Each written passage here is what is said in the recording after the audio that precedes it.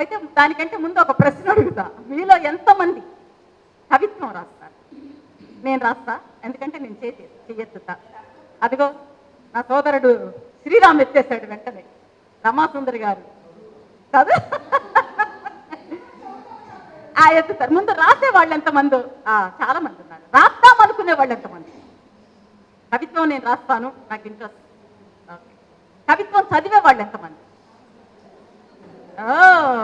చాలా మంది, అందరూ, ఆల్మోస్ట్ వాళ్ళు అందరూ ఉన్నారు కదా. ఇవే ప్రశ్నలు కథకి కూడా వర్తిస్తాయి, కానీ నేను టెస్ట్ పాసింగ్ చెయ్యను. మాది కడపే, రియల్ ఎస్టేట్ బిజినెస్ ఎక్కువ. ఎక్కడ ఖాళీ స్థలం ఉంటే అక్కడ బోట్లు నడతారు.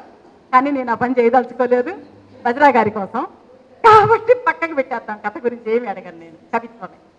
అయితే ఆ బ్యాగ్లో ఏం తెచ్చానో చెప్తున్నాను. మా ఇంటి దగ్గర సలీం భాయ్ అన్నాడు. నిన్న మధ్యాహ్నం తర్వాత చాలా బిజీగా ఉంటే ఆయన దగ్గరికి పోయి బట్టలు కొలిచే టేప్ ఒకటి తెచ్చుకున్నాను. నేను ఉంది అందులో, అదేమంటారంటే మీటర్ టేప్ ఉంది ఇందులో, చుట్టుబడి ఉంది. ఒక 1/2 కేజీ రాయి కూడా తెచ్చా, ఒక 1/2 కేజీ రాయి తెచ్చా.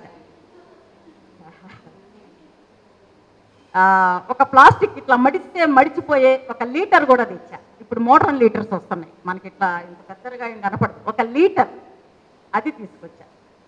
దాంతోపాటు ఇంకోటి కూడా తీసుకొచ్చా, జీబీలు బైట్స్ అంటాం కదా, అవి కూడా తీసుకొచ్చా. మెగాబైట్స్, గిగాబైట్స్ అని అంటున్నాం కదా, ఇప్పుడు మనకి వస్తున్నాయి కదా ఫోన్స్, అవి కూడా తీసుకొచ్చా. అవి కూడా అందులో పెట్టుకోండి, అందుకని బ్యాగ్ అట్లా. ఇప్పుడు వాటన్నిటిని దగ్గర పెట్టుకొని నేను కవిత్వాన్ని తూకం వేద్దామని అనుకుంటున్నా. తూకం అంటే వట్టి తూకం కాదు, కేజీ రాయి కాదు. కొన్ని కవిత్వాలు కేజీ రాళ్ళు, కొన్ని కవిత్వాలు మీటర్ బద్దలు, కొన్ని కవిత్వాలు స్కేల్కి సరిపోయేవి, కొన్ని కవిత్వాలు మూరలు జానలు, మరికొన్ని కవిత్వాలు గిగాబైట్స్, మెగాబైట్స్, కిలోబైట్స్. ఇవి అంటే మనలో చాలా మందికి ఎందుకు ఈ మాటలు మనం మాట్లాడుకుంటున్నామంటే, ప్రతి దానికి ఒక తూకం నడుస్తుంది. నా పక్కన కూర్చొని ఫస్ట్ మాట్లాడిన మాట సతీష్ చంద్ర గారు, నా స్టూడెంట్ లైఫ్ 94 నుంచి తెలుసు నాకు. ఆయన 30 ఏళ్ళు పైన దగ్గర. అప్పటి నుంచి నాకు తెలుసు, మేము స్టూడెంట్స్. మాకు ఆయన రాగానే అన్నారు, అమ్మా దూరం అని తెలుసు కానీ మరీ ఇంత దూరం అని తెలియదమ్మా అని అన్నారు. దూరాన్ని కిలోమీటర్స్లో కొలుస్తున్నాం, అంతే కదా, దూరాన్ని కిలోమీటర్స్లో కొలుస్తున్నాం. అట్లా ప్రతిదానికి ఒక కొలత ఉంటుంది. పాలని ఎందులోనో కొలుస్తాం, లీటర్స్లో కొలుస్తున్నాం. ఇప్పుడు ఒకప్పుడు సేర్లలో కొలిసేవాళ్ళు, సోలల్లో కొలిసేవాళ్ళు, ఒకప్పుడు బియ్యాన్ని కూడా అలాగే కొలిసేవాళ్ళు. ఇప్పుడు కిలోగ్రామ్స్లో కొలుస్తున్నాం. ఇంకా బంగారం ధర అయితే చెప్పనక్కర్లేదు, తులాల్లో కొలుస్తాము, గ్రామ్స్లో కొలుస్తున్నాం మనం కదా. అదంతా ఓకే. అయితే ఇదే అప్లికేషను భారతదేశంలో చాలా చోట అప్లై అయ్యింది. కొలత వేస్తారు అంటే వేస్తారు, అంతే, దానికి తిరుగు లేదు. ఏం కొలత వేస్తారు? ఇప్పుడు నేను చెప్తా. అబ్బా పిల్ల తెల్లగా మల్లెపూలాగా ఉంది, కొలత వేశారు. పిల్ల పిర్రలు దాటి జడుంది, పిర్రలు అనే మాట నేను వాడాలే, ఆయన పిరుదులు అన్నాడు పాపం. పిరుదులు దాటి జడను చూస్తే చలాకి ముద్దు అంటే, ఆ పాటలు డయాసుల మీద పడతారు, ఇళ్లల్లో పడతారు, రేడియోల్లో పడతారు, తండ్రులున్నా పడతారు, కొడుకులున్నా పడతారు. అందుకని నేను వాడుతున్నా. నేను నాదైన ఒక భాషలో పిర్రలు దాటి జడుంటే చాలా అందమైన పిల్ల అని చెప్పేసి కొలతలు. అంటే లేడీస్ ఎక్కువ మంది ఉన్నారు కాబట్టి కొలతలు చెప్తున్నాను నేను. ఇదిగో పలానా చోట మాంసం ఎంతుంటే ఒక కొలత కదా. ఇలాంటివన్నీ మనకి కొలతలు ఉన్నాయి. ఈ ఒక్కటేనా, శరీరం ఒక్కటేనా కొలత అంటే కాదు. వాడికి మేడ ఉంది కాబట్టి వాడు ఎక్కువ తూగుతాడు, తూకం వేసుకో. వీడికి గుడిచింది కాబట్టి తక్కువ తూగుతాడు. ఈ ఒక్కటేనా కొలత? కాదు. వీడు ఆంధ్ర వాడు రోయ్, అమలాపురం, ఆ కోనసీమ, పట్టిసీమ, ఆ ప్రాంతం వాడు. వీడు తెలంగాణోడు, వీడు రాయలసీమ బైతు. ఓకే, చదవ తూకం వేస్తున్నారు, కులమానం వేస్తున్నారు. ప్రతి దానికి ఒక తూకం ఉంటుంది అన్నమాట. వీడెవరు? వీడు చదువుకున్నాడు. Very good. వీడా పామరుడు. వాడి పేరు అడిగితే కూడా వాడు స్పష్టంగా చెప్పలేడు. ఇట్రా బాబు, ఏం పేరు నీ పేరు? ధర్మయ్య అండే. ధర్మయ్య కాదురా బాబు, ధర్మయ్య కాదురా, ధర్మయ్య చెప్పు అని మనం చెప్పిస్తాం. మళ్ళీ వస్తుద్దా పెట్టు అని చెప్పేసి పెట్టిస్తాం. పలుకు అనగానే వాడు పలకపోతే వాడిని తూకం వేసి వాడు తేలిపోతాడు, పైకి వెళ్ళిపోతాడు. ఇలాంటి తూకాలు వందలు లక్షలు ఉంటాయి. పిల్ల నల్లగా ఉంటే పెళ్లి కాదు కదా, తూకం వేస్తారు. డబ్బుంటే వేరే తూకం ఉంటుంది. పిల్లకి పళ్ళు ఎత్తుగా ఉంటే అది వేరే తూకం. పిల్ల పొట్టిగా ఉంటే అది వేరే తూకం. పిల్ల లావుగా ఉంటే అది వేరే తూకం. సరే ఇవన్నీ అయినా ఉన్నది అని చెప్పేసానంటే ఇంకా తూకాలు ఉన్నాయి మనకి. పిల్లది ఏం కులమో కూడా తూకం. మొన్న ఎవడో ఒక ఐపీఎస్ ఆఫీసర్ గురించి చాలా మంది చెప్పుకుంటూ వస్తున్నారు. వాడు ఐపీఎస్ సెలెక్ట్ అవ్వకముందు ఒక అమ్మాయితో సహజీవనం చేశాడు. మొత్తం అంతా అయిపోయిన తర్వాత చివరికి పెళ్లి కూడా ఏదో ఎక్కడో చేసుకున్నారు. అయిపోయిన తర్వాత మా అమ్మ మా నాయన నీ కులం కారణంగా పెళ్లి చేసుకోవద్దు అంటున్నా. వాడు కులాన్ని తూకం వేసుకున్నాడు. ఒక మనిషి ఎప్పుడు తనతో మనం ఏం తీసుకొని పోతాం, మనతో మన వ్యక్తిత్వాన్ని తీసుకొని పోతాం. నడకను కూడా కాదు, ఎందుకంటే నడవలేని వాళ్ళు కూడా ఉంటారు కదా. మన చూపును తీసుకొని పోతాం కాదు, చూడలేని వాళ్ళు కూడా ఉంటారు. మన మాటను తీసుకొని పోతాం, మాట్లాడలేని వాళ్ళు ఉంటారు. ఎవరైనా వాళ్ళతో ఏం తీసుకొని పోతారు? వ్యక్తిత్వాన్ని తీసుకొని పోతారు. ఈ వ్యక్తిత్వాన్ని తూకం వేసే తరాజులు ఇప్పటి వరకు రాలా, లేవు. అసలు తరాజులు లేవు. తరాజు అంటాం, మా అమ్మ నోరు విరక్క తరాజు అనేది. తరాజు లేరు ఇప్పటి వరకు. చాలా బాగా మాట్లాడింది ఆమె, లేదు అతను అనగానే అవునా అంత బాగా మాట్లాడారంటే మీరేమనుకోవద్దండి, సారీ. ఎందుకంటే ఫ్రీగా మాట్లాడమని రమా చెప్పారు, ఫ్రీగా మాట్లాడమని సంధ్య కూడా చెప్పారు. నాకు ఏమనుకోవద్దండి, బాగా మాట్లాడారా? బ్రాహ్మిన్సా? బ్రాహ్మిన్స్ అయి ఉంటారు అంటే కాదు కాదు ఏదో అంటా నాకు తెలియదు అంటే నేనే అడుగుతానుండు, మేడం మీరు చాలా బాగా మాట్లాడారు, బ్రాహ్మిన్సా అంటే కాదండి. కాదా? కాకపోతే మరి ఇంత బాగా మాట్లాడితే నేను మిమ్మల్ని బ్రాహ్మిన్స్ ఏమో అనుకున్నాను. అందుకని అవునా నేను అంత బాగా కనపడుతున్నానా అని చెప్పేసి మనది ఎక్కడికో వెళ్ళిపోతుంది విగ్రహం. 50 అడుగులు పెరిగిపోతుంది మన ఇమేజ్, మనకే మన ఫీలింగ్. మనం ఏది కాదో, దేనికి తప్పుడు వెలుగు ఉందో దానిని మనం కూడా నెత్తికెత్తుకుంటాం. అలా చాలా సంవత్సరాల పాటు స్త్రీలు తమది కాని విలువల్ని నెత్తికెత్తుకున్నారు. నెత్తికెత్తుకుంటే మగవాళ్ళు కూడా ఏం చేశారు అని చెప్పేసానంటే దాన్నే నెత్తికెత్తుకొని స్త్రీలని, కవిత్వం అంటే స్త్రీలని వర్ణించటమే, ఇంకొకటి కాదు కవిత్వం. స్త్రీలను వర్ణిస్తే కవిత్వం అవుతుందా? ఎలా? అదిగో ఇందాక మనం పాటలు పాడుకున్నట్టు, పిరుదులు దాటి జడను చూస్తే చలాకి ముద్దు, లేకపోతే ఆమె కుచములు అలాగుండెను, ఆమె నడుము ఇలాగుండెను, ఆమె కటి స్థానం అలాగుండెను, ఆమె తొడలు ఏమంటారండి అవి అరటి మోదెల్లాగా ఉండెను, ఆమె పెదవులు అలా ఉండెను. అంటే ఈ అలాల్లో మీరు ఏదైనా పెట్టుకోవచ్చు, కవిత్వం అలాగే ఉంది. ఆమె కళ్ళు అలాగా ఉండెను, ఆమె ముక్కిలా ఉండెను, సన్నగా సూదంటూ రాయిలాగా ఉంది ముక్కు. చూపు మీనాక్షి, జలజాక్షి, వనజాక్షి. ఎక్కడున్నారు మరి నా ఫ్రెండ్ కళ్యాణి? వనజాక్షి అంటే ఇందాక ఒక పేరు గురించి మీ ఇద్దరం తన్నుకులాడాం గుర్తుకులాగా. ఆ పేరులో కళ్యాణి గారికి గుర్తుంది ఏంటంటే కళ్ళకు సంబంధించిన పేరు ఏదోనబ్బా అంటున్నారు అట్లా. సో ఇట్లా ఉన్నాయన్నమాట.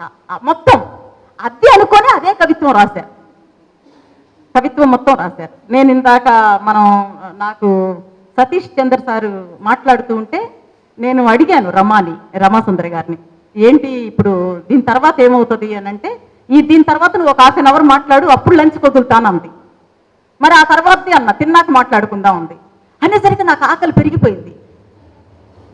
నా ఫ్రెండే కానీ ఎలా చెప్తాను నోరు విప్పి చెప్పుకోలేను కదా నేను, నాకు ఆకలేస్తుందని. సరే అని చెప్పేసి నేను వినోదిని డౌన్, ఆకలి లేదు నీకు అని హిప్నటైజ్ చేసుకున్నా. కానీ ఆకలి అవుతూనే ఉంది. ఎలాగో లంచ్ బ్రేక్ చెప్పారు. బ్రేక్ చెప్తే నా కళ్ళ ముందు అంతా ప్లేట్ కనపడుతుంది.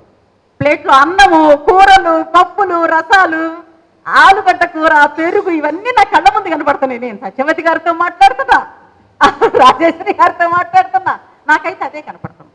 ఎవరెవరో ఏదేదో వచ్చి పలకరించారు, ఎదురుగా ఉన్నారు, కానీ నా కళ్ళ ముందు అన్నమే కనపడుతుంది. నిజమే, ఇది నిజంగానే చెప్తున్నా. ఎందుకంటే నేను పొద్దున్న 8 గంటలకి కొంచెం కాఫీ మాత్రమే తాగొచ్చు, నాకు అన్నం తప్ప ఏమీ కనపడతల్లా. అంతకుముందు అరగంట నుంచి తినే వరకు కూడా నాకు అన్నమే కనపడుతుంది. మనుషులు వస్తున్నారు పోతున్నారు, నాకేం కనపడతಲ್ಲ. ఇప్పుడు నేను మాట్లాడడానికి నా గొంతు పెగిలింది, నా మైండ్ డైవర్ట్ అయింది. ఇదే అన్నం బిర్యానీ పెట్టినట్లయితే రమాసుందరి గారు నాకేందో నోట్లోంచి మాట రావట్లేదండి, బాగాలేదు నాకు, బజ్రా గారిని చెప్పమనండి, నేను తర్వాత మాట్లాడతానని హాయిగా వెళ్ళి నేను పడుకొని ఉండేదాన్ని సుమా. ఊరికే సరదాగా అబద్ధం చెప్పుండేదాన్ని బజ్రా గారు మాట్లాడతారని చెప్పేసి. మరి నేనెందుకు మాట్లాడుతున్నాను ఇప్పుడు అంటే, మళ్ళీ డిన్నర్కి టైం ఉంది కదా, కానీ నాకు ఇదే ఫుడ్, మంచి మంచి ఫుడ్ పెట్టి మంచి ప్రభాస్ సినిమా ఒకటి వేసి, ఏమనుకోకండి పెద్దవాళ్ళు ఉంటే క్షమించండి, వాడు ప్రభాస్ కావచ్చు, మహేష్ బాబు కూడా కావచ్చు, అందుకు క్షమించండి, ఎవరిదో ఒక రొమాంటిక్ సినిమా వేసి నన్ను కూర్చోబెట్టి, మరి నేను ఇంటికి ఎట్లా వెళ్ళాలి అని అంటే, వినోదిని నీకు కార్ అరేంజ్ చేశాం, మంచి సూపర్ ఏసీ కార్ అని చెప్పేసి అన్నారనుకోండి, నాకు ఎప్పటికీ ప్లేట్ కనపడదు. కనపడకుండా నేను ప్రభాస్ని ఇంకొక ప్రభాస్ సినిమా వేస్తారా అని అడుగుతా, ఇంకొక మహేష్ బాబు సినిమా వేస్తారా అని అడుగుతా, టామ్ క్రూజ్ ఇంకా different personality means structure, physical స్ట్రక్చర్తో ఉంటాడు, అదే ఏమన్నా వేస్తారా అని అడుగుతా. అప్పుడు వేస్తామంటారు. చూసి చూసి చూసి చూసి నేను ఆ పోస్టర్లు అతికించుకుంటా. చూసి చూసి చూసి చూసి ప్రభాస్ ఎంత మ్యాన్లీగా ఉన్నాడు, మ్యాస్కులినిటీతో ఉన్నాడు. సెక్సీ అనొచ్చో లేదో నాకు తెలియదు, మ్యాస్కులినిటీ అంటాం, ఎందుకంటే ఆడవాళ్ళకి వాడుతున్నారు కదా సెక్సీ, అందుకని అతనికి మ్యాస్కులిన్గా ఉన్నాడు, ఎంత కండలు తిరిగి ఉన్నాడా హామ్ అని చెప్పేసి అనుకుంటాను. అంటే ఇదే మగవాళ్ళు అనుకున్నారు, నేను అనుకున్నానని నిజంగానే అపార్థం చేసుకోకండి, మగవాళ్ళు ఇలా అనుకున్నారు. ఎప్పటి నుంచి అనుకున్నారు? ఒక పూట 2 రోజులు వర్క్షాపులు అనుకోలా, వందల వేల సంవత్సరాల నుంచి ఇదే తతంగం చేశారు వాళ్ళు. తినటం పడుకోవటం, తినటం పడుకోవటం. పోరు కొట్టింది, జయమాలిని పిలిచారు, అంటే ఆవిడ పేరు మనం ఇక్కడ చెప్పుకోకూడదు కానీ అప్పటి సినిమాలు, మా చిన్నప్పటి సినిమాలు, ఆమె చేత డాన్సులు చేయించుకున్నారు. ఆమె ఏమి ఇక్కడికి జించుకుంది, తొడంతా కనపడేటట్టు, ఆ తొడల మీదనే చూపుంది. ఆమె ఇక్కడికి జాకెట్ వేసుకుంది, రొమ్ముల మీదనే చూపుంది. అంటే ఆమె చేత వేయించారు, వేయించి వాటి మీద రాశారు. అది కవిత్వం అని చెప్పేసి అని అన్నారు. ఇదే కవిత్వం, భారతీయ కవిత్వం మొత్తం ఇదే. పుట్టి తెలుగులో వచ్చింది కాదండి, తెలంగాణ ఆంధ్రప్రదేశ్ కాదు, మొత్తం ఇదే కవిత్వం. కొన్ని వందల సంవత్సరాలు ఇది రాశారు, వందల సంవత్సరాలు. ప్లీజ్ నమ్మండి, నేను చెప్తున్నా, నేను చదివా, నేను నిరూపిస్తాను, వాటిని పరిశోధన చేసి వందల సంవత్సరాల పాటు ఇదే చేశారు. ఏం కావాలయ్యా నీకు శ్రీనాథుడు అని అడిగారు, పేరు బాగుంది కదా, హే శ్రీనాథ్ ఏం కావాలి నీకు అనగానే శ్రీనాథుడు చెప్పాడు, నాకు కవిత్వం రాయాలి అని చెప్పేసానంటే నా డార్లింగ్ వచ్చి నాకు నా డార్లింగ్ రావాలా, నా డార్లింగ్, అందరు కాదు డార్లింగ్స్, డార్లింగ్ ఒక అమ్మాయి ఉంది. అట్లాంటి నాకు ఇష్టమైన డార్లింగ్ ఎవరైనా ఒక అమ్మాయి వచ్చి, ఆ అమ్మాయి వచ్చి ఒక కప్పుర వీడియం ఇవ్వాలా, నాకు ఒక తమలపాకు వేళ్లతో చుట్టి నా నోట్లో అలా పెట్టాలా, లవ్లీగా పెడితే తింటా నేను. పుట్టి తిని రాయమంటే రాయనబ్బాయి, ఏం కావాలి శ్రీనాథ్? ఒక తూగు తీయాలి కావాలా, పుట్టి కుర్చీ కాదండి, అలాగని ఉయ్యాల కాదు, అది అలా ఊగుతూ ఉంటుంది. నరసింహ సినిమాలో ఇలా కూర్చుంటుంది కదా, ఎవరావే రమ్యకృష్ణ, అది ఆ ఉయ్యాల కావాలని అడిగాడు. అప్పుడు నేను రాస్తానని చెప్పాడు. ఇవన్నీ సమకూర్తేనే రాశారు. అందుకని చెప్పేసి 24 hours సెక్స్ వైపు వెళ్ళిపోయింది వాళ్ళ దృష్టి మొత్తం. సెక్స్ సెక్స్ సెక్స్ సెక్స్ అవన్నీ ఎక్కువ అవే వచ్చినాయి. లేదంటే కొంచెం వార్ గురించి రాస్తారు. ఇదే మాట కంచాయిలయ్య కూడా అన్నారు, sex and war, sex and war, ఇదే, ఇంకా వేరే ఏమి రాయలే. ఎందుకని అని అంటే రాసేవాళ్ళు చాలా తక్కువ మంది ఉన్నారండి. స్పీకర్స్ డయాస్ మీద ఉన్న వాళ్ళు తక్కువ మంది ఉంటారు. ఇది ప్రజాస్వామికమైన వేదిక, మనమేమి ప్రజాస్వామ్యాన్ని దాటిపోయి మీరు తక్కువ మేము ఎక్కువ అనేది కాదు. ఇదొక అవకాశం అనే చెప్తున్నాం మేము, అంతే కదా, ఇదొక అవకాశం కాబట్టి ఇక్కడ కూర్చున్నాం. రేపొద్దున మేము అక్కడ కూర్చుంటాం, మీలో వాళ్ళు ఎవరైనా ఇక్కడ కూర్చోవచ్చు. ఇదొక అవకాశం అంతే, ప్రజాస్వామికమైన అవకాశం ఇది. అందుకని చెప్పేసి ఇలాంటి అవకాశం గురించి నేను మాట్లాడలా. రాసేవాళ్ళు 2% కూడా లేరు ఆ రోజుల్లో. అందుకని చెప్పేసి ఆ 2%కి మంచి ఫుడ్, మంచి వెన్నముద్దలు, సో ఇవన్నీ తిని తిని తిని తిని సెక్స్ మీదకి పోయి సెక్స్ మీద రాశారు. ఒకడు ఒక అమ్మాయిని ఒక రకంగా వర్ణిస్తే, అరే పిచ్చివాడా నేను ఇంకో కొత్త రకంగా వర్ణిస్తున్నాను చూడని చెప్పేసి వాడు ఇంకొక రకంగా వర్ణించాడు. పండిన దొండపుండు లాంటి పెదవులక్కని అబ్బా నేను కొరుకుతా అంటున్నాడు విన్నవాడు. ఇదే లాంగ్వేజ్, ఇదే సరిపోయింది రాయటం. అప్పుడు ఎంటర్ అయ్యారు ఆంగ్లేయులు. ఇంగ్లీష్ వాళ్ళు వచ్చి, ఇదేంద్ర బాబు మీరు ఆడవాళ్ళ గురించి అవన్నీ రాసుకుంటా ఉన్నారు, అది ఓకేరా, వాళ్ళు ఎవరంటే వాళ్ళు సెకండ్ గ్రేడ్ అండి. మనుషులేనా అంటే మనుషులే సెకండ్ గ్రేడ్. సెకండ్ గ్రేడ్ అయితే అయ్యారా, మరి గుండ్లు కొడుతున్నారేంద్రా, అరే మనుషులను తగలబెట్టేస్తున్నారేంట్రా, తప్పురా బాబు అని చెప్పేసి వాళ్ళు మేము కూడా రాస్తాం పుస్తకాలు అని చెప్పేసి వాళ్ళ లిటరేచర్ తీసుకొచ్చి మనం చూపిస్తే ఆ లిటరేచర్ ఎలా ఉందో తెలుసా అండి, డిఫరెంట్గా ఉంది. మనకేమో జుట్టు పట్టుకొని లాక్కొని వచ్చి రాక్షస వివాహాలను ఏవో చేసుకునేవాడు, ఆ పిల్లని కిడ్నాప్ చేసి ఎత్తుకొచ్చుకొని పెళ్లి చేసుకుంటాం మనం.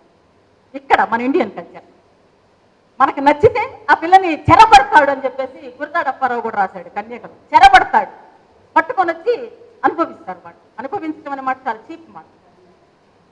రేపు చేస్తాం, రేపుకి గురిగా అవుతుంది అమ్మాయి. ఇలాంటివి ఉన్నాయి మన దగ్గర.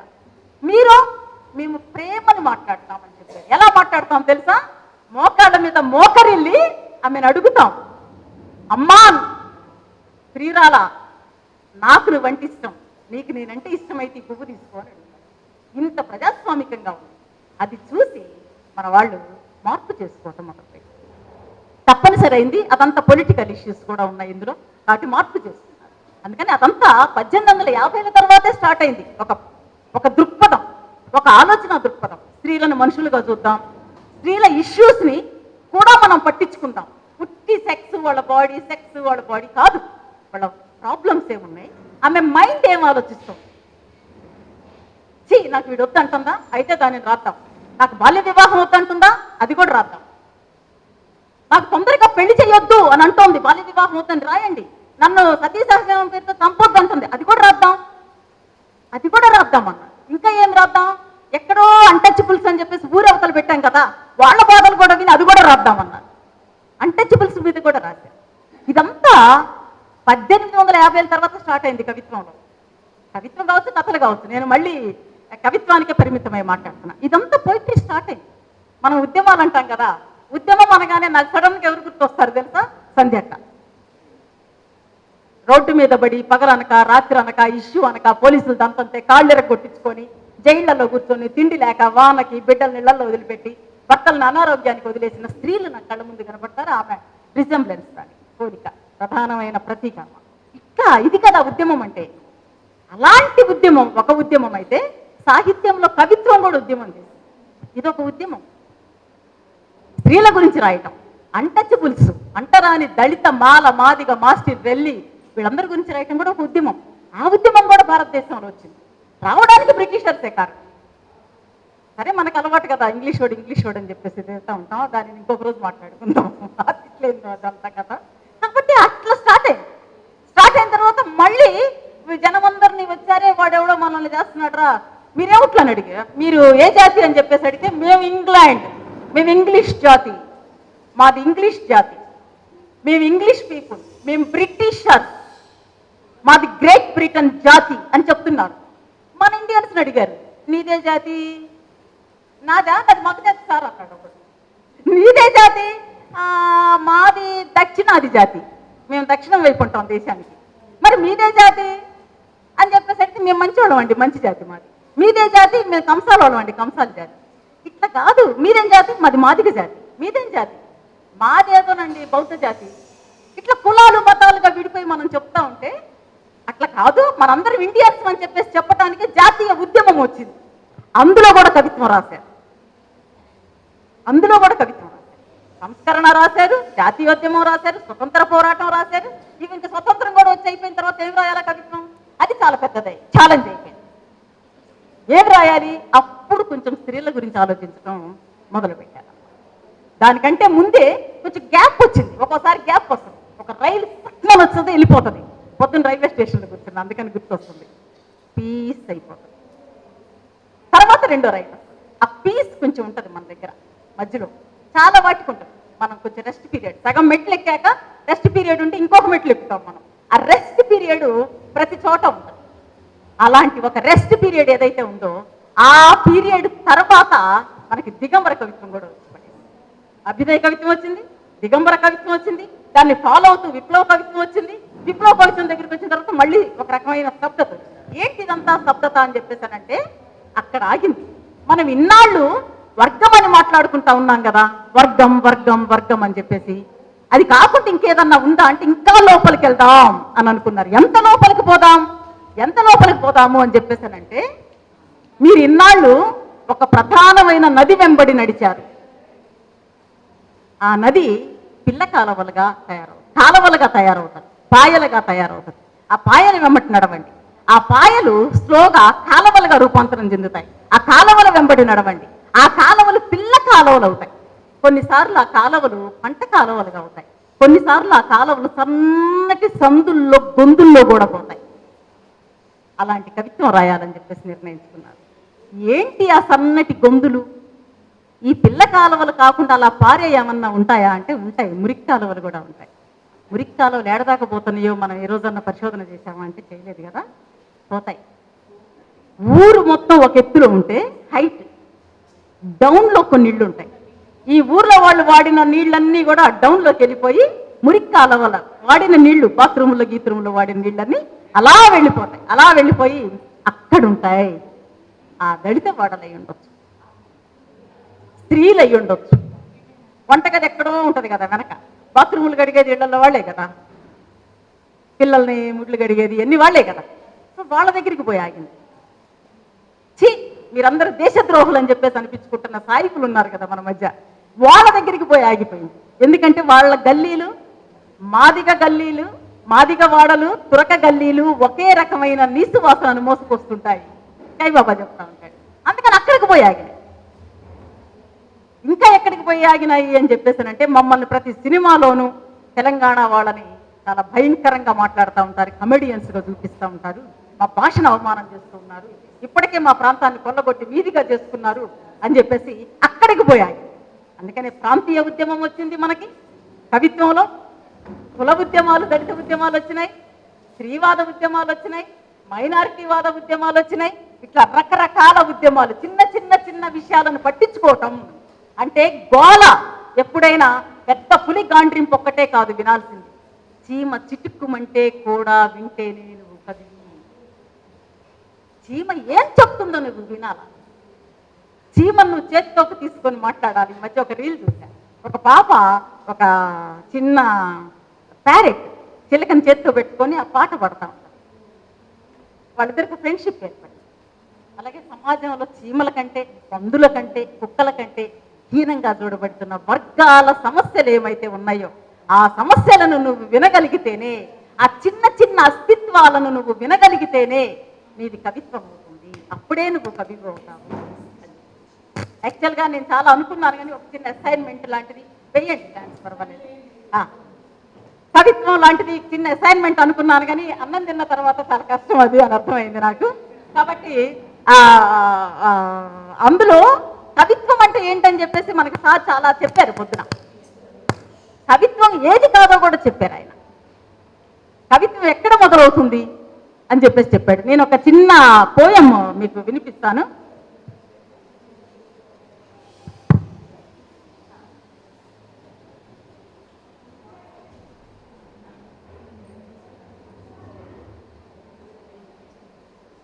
మనలో చాలా మందికి తూనీగలు తెలుసు కదా, తెలుసా? తెలిస్తే చేయలేపండి. తూనీగా పాట పడతారు కదా, ఆ తూనీగా చాలా, నేనైతే చిన్నప్పుడు వాటిని పట్టేదాన్ని. తోకలు పట్టుకొని వెళ్ళేవాళ్ళం, వెనక్కి నుంచి తోకలు పట్టేవాళ్ళం. ఆ పేరుతో స్మైల్ అని చెప్పేసి ఒక రైటర్ ఉన్నాడు. ఆయన ఒక మాట చెప్పాడు. ఏం చెప్పాడు అంటే, వేళ్ళు తొండలైపోయేవి తూనీగా దొరికేదాకా. తొండలు మనందరం తొండలు, మన వేళ్లే తొండలైపోయాయట తూనీగా దొరికేదాకా. మేఘాలు మొహాలు చూసుకునే పచ్చటి పచ్చటి చెరువు ఏట్లో పచ్చిక గరగల్ని నెమరేసే గేదెల కొమ్ముల మీద సాయంత్రపు సూర్యుడితో పాటు గాలి సరదాగా కూర్చున్నట్టు గుంపులు గుంపులుగా తూనీగలు ఎలా ఉన్నాయో చెప్తున్నాడు ఆయన. అలా చెప్తూ వాళ్ళ అక్క జడలో నుంచి ఒక పువ్వు రాలి కింద పడింది. పువ్వు రాలి మా అక్క జడలో నుంచి అంటే నేను మొత్తం చదవదలుచుకోలేదు, ఒక పువ్వు రాలి కింద పడింది అక్క జడలో నుంచి అని చెప్పాడు.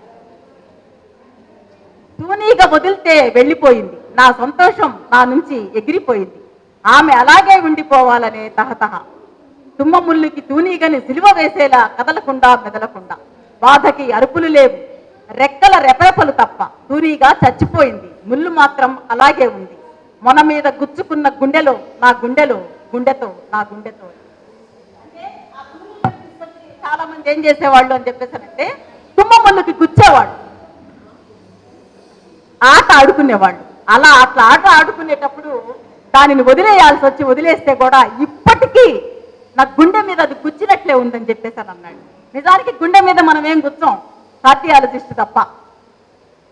చొక్కాకి పిన్ను పెట్టుకునేటప్పుడు ఎప్పుడన్నా పైన చర్మానికి దిగుద్దేమో కానీ గుండె లోపలికి ఎప్పుడు పోదు. గుండె లోపలికి పోవటం ఏంటి? నేను ఇంకోటి కూడా అడుగుతున్నాను మిమ్మల్ని, గుండెకి ఏమన్నా సంబంధమా? మన ఆలోచనలు ఇక్కడ బ్రెయిన్లో ఉంటే గుండెకి ఏంటి సంబంధం? గుండె పంపింగ్ మిషనే కదా. కానీ మొత్తం మనకి ఇక్కడ ఫీలింగ్ ఇక్కడ వస్తుందని చెప్పేసి అనుకుంటున్నాం. ఒక ఫీల్, అతను సూర్యగాని చూశాడు, ఆలోచన వచ్చింది, ఇంకేదో గుర్తొచ్చింది, ఏదో బాధ వచ్చింది, ఏదో దుఃఖం వచ్చింది, దానిని కవిత్వం చేశాడు. దానిని కవిత్వం చేసుకుంటా పోయాడు. అంటే చాలా సందర్భాలలో మామూలు మనుషులకి కనపడని కొన్ని విషయాలు కొందరికే కనిపిస్తాయి. అరే నేను అక్కడే ఉన్నానే, ఇంతసేపు నాకు కనపడలేదే, నీకెలా కనపడిందని అడుగుతాం. నువ్వు అక్కడే కూర్చున్నావు, నీకు కనపడలేదా అని అడుగుతాం మనం. అవును నాకు కనిపించలేదంటారు. బట్ నాకు కనిపించిందని చెప్పేసి ఒక విలువైన విషయాన్ని తీసుకొచ్చి చూపిస్తాడు. విలువైందంటే బంగారం కాకపోవచ్చు, బంగారమో వజ్రమో కాకపోవచ్చు, మన దృష్టిని దాటిపోయిన ఒక విషయాన్ని తీసుకొచ్చి వాళ్ళు చూపిస్తారనమాట. మనకి చాలా అద్భుతంగా అనిపిస్తుంది. నిజమే కదా, నువ్వు భలే కనుక్కున్నావే అని చెప్పేసి మనం అప్రిషియేట్ చేస్తాం. ఆలోచన, చూపు అక్కడ ఆగిపోయినట్లు చాలాసార్లు కొన్ని విషయాలను చూస్తే మన ఆలోచన అక్కడ ఆగుతుంది. చాలా మంది పోతూనే ఉంటాం రోడ్ల మీద, ఎవరో ఒక్కళ్ళు వీడియో తీసి పెడతారు మనకి. ఒక చిన్న పాప గిన్నెలో ఏమీ లేకుండా ఆడు కూర్చొని దిగులుగా చూస్తున్నాడు. మనం అదే రోడ్డు మీద పోతూనే ఉంటాం, కానీ ఒక వ్యక్తికి మాత్రమే అది కనపడుతుంది. ఒక చోటనే మనం ఆగుతాం. చాలా ఎగ్జిబిషన్స్ పెడతా ఉంటారు. మీరు ఈసారి ఎగ్జిబిషన్స్కి వెళ్ళండి. ఎగ్జిబిషన్కి పెట్టినప్పుడు అది ఏమంటారు, పెయింటింగ్ ఎగ్జిబిషన్ కావచ్చు, ఆర్నమెంట్ ఎగ్జిబిషన్, బట్టల ఎగ్జిబిషన్ పెట్టినప్పుడు ఒక్కొక్క స్టాల్ ముందు ఒక్కొక్క కేటగిరీ ఆఫ్ పీపుల్ ఉంటారు. జ్యువెలరీ షాప్లోకి ఎక్కువ మంది పోరు. మన ఇక్కడ ఎగ్జిబిషన్ పెట్టినప్పుడు జ్యువెలరీ షాప్స్ ఎక్కువ, కాస్ట్లీ ఫర్నిచరు వాటిల్లోకి ఎక్కువ ఉండరు. వేరే చోట ఎక్కువ ఉంటారు. డబల్ 10 రూపాయలు అన్న చోట ఎక్కువ మంది ఉంటారు. అంటే ప్రతిదానికి కస్టమైజేషన్ ఉంటుంది, కమోడిటీ వాల్యూ ఉంటుంది. అట్లా ఇక్కడ కూడా కొంతమంది దృష్టిని కొన్ని ఆకర్షిస్తాయి. మనం ఇంతమందిలో ఎవరికన్నా చూసినప్పుడు మనకున్న డ్రెస్ లాంటిదే వేరే వాళ్ళు వేసుకుంటే మనం అక్కడ ఆగిపోతాం. లేదు మన అమ్మ కట్టుకున్న చీర లాంటి చీర ఎవరన్నా కట్టుకుంటే అక్కడ ఆగిపోతాం. మన అమ్మ పెట్టుకున్న పేరు లాంటి పేరు ఎవరి దగ్గర ఉంటే, అవునా మా అమ్మ పేరు కూడా అదే అని మనం ఆగుతాం. తొందరరా బాత్రూమ్కి వెళ్దాం ఉన్నావు కదా అని మన ఫ్రెండ్ లాగుతూ ఉంటుంది. ఉండు మా అమ్మ పేరంట అని చెప్పేసి మనం ఆగుతాం. కొంతమంది దృష్టి కొన్ని చోట్ల ఆగిపోతాం. ఆ దృష్టిలో నుంచి, చూపులో నుంచి, ఆలోచనలోంచి ఒక ఫీలింగ్ వస్తుంది. చాలా ఒక భావన వస్తుంది. అది ఏదైనా కావచ్చు, అది కోపం కావచ్చు, అది దుఃఖం కావచ్చు, అది బాధ కావచ్చు, అది ద్వేషం కావచ్చు, అది అసహ్యం కావచ్చు, అది జాలి కావచ్చు, ఏదైనా కావచ్చు. ఒక ఫీలింగ్ అయితే వస్తుంది. మనం ఎక్కడైతే ఆగిపోయామో దానికి ఒక చోట ఒక ఫీలింగ్ ఫీల్ అవుతాం. మన గుండె లోపల ఫీల్ అవుతాం. ఇంత బాబుని చూశారనుకోండి ఎవరైనా, వాళ్ళ వయసు అదే వయసు ఉన్న పిల్లవాడు వాళ్ళకుంటే ఆ బాబు కనిపిస్తాడు వాళ్ళకి. అందుకనే చాలా మంది అంటారు, ఏరా నీకు అక్క చెల్లెళ్ళు లేరంటారా, నా వెంట పడుతున్నావు అని అంటారు. అక్క చెల్లెళ్ళు ఉంటే నేను వెంట పడతానా అని అడుగుతున్నాడు వాడు ఈ మధ్య. అక్క చెల్లెళ్ళు వెంట పడరు, కానీ అక్క చెల్లెళ్ళ బాధ ఏంటో నీకు అర్థం కాలేదా అని యువతల వాడు అడిగాడు. నీ చెల్లి వెమ్మట ఎవడైనా పడితే, నీ అక్క వెమ్మట ఎవడైనా పడితే, మీ అమ్మ వెమ్మట ఎవడైనా పడితే, ఐ లవ్ యూ 1 గంటకు వస్తావా అని ఎవడైనా అడిగితే నీకు బాధ ఏదా? ఉండదా నీకు బాధ? మరి అలాంటి బాధ నీకు అర్థం అవ్వట్లేదంటే నీకు అక్క చెల్లెళ్ళు లేరా అని అడిగాడు అతను. దానికి వెనక అంత సెన్స్ ఉంది. నీకు అక్క చెల్లెళ్ళు లేరా అని అంటే, ఉన్నారు, అయితే ఏంటి, నువ్వు నచ్చావు అని ఈ మధ్య డైలాగులు చెప్పిస్తున్నారు. అది రాంగ్ కదా. దాని లోపల అంత ఫీల్ ఉంది. నీకు అక్క చెల్లెళ్ళు లేరా, ఆ ఫీల్ని వాడు ఎక్స్ప్రెస్ చేస్తాడు. ఏరా మనకి చాలా పాటలు కూడా ఉన్నాయి. నీ తల్లి లాంటిదే కదా, నీ చెల్లి లాంటిదే కదా పరాయి స్త్రీ అని చెప్పి. నీ తల్లి లాంటిదేమో, లేదా నీ చెల్లి లాంటిది, నీ అక్క లాంటిది, ఆమెను ఎందుకు నువ్వు మాట్లాడు చెప్పేసి పాటలు వచ్చినాయి. అందుకని ఇప్పుడు మన మధ్య కూడా పిలుపులు చూసారా చాలా ఈజీగా ఉంటుంది. అక్క అని చెప్పేసానంటే పిలుపు ఈజీగా ఉంటుంది, రిలేషన్ ఈజీగా ఉంటుంది. రాయలసీమలో నేను వెళ్ళిన కొత్తలో, కడప ఉద్యోగానికి వెళ్ళిన కొత్తలో నేను పొద్దున్నే లేచి మార్కెట్కి వెళ్ళా. మార్కెట్కి వెళ్తే ఏమైందనంటే మార్కెట్లో బయటికి పెద్ద బ్యాగ్ తీసుకొని కూరగాయలు కొనుక్కొని బయటకు వచ్చి ఆటో పిలిచి ఎక్కా. పలానా చోట కంటే రమ్మన్నాడు. నేను ఊరికే మాట కలిపా, బాబు సొంత ఆటోయేనా అని అడిగా. ఊరికే మనం మాట కలుపుతాం కదా మనుషులతో. అంటే లేదుకా అని అన్నాడు.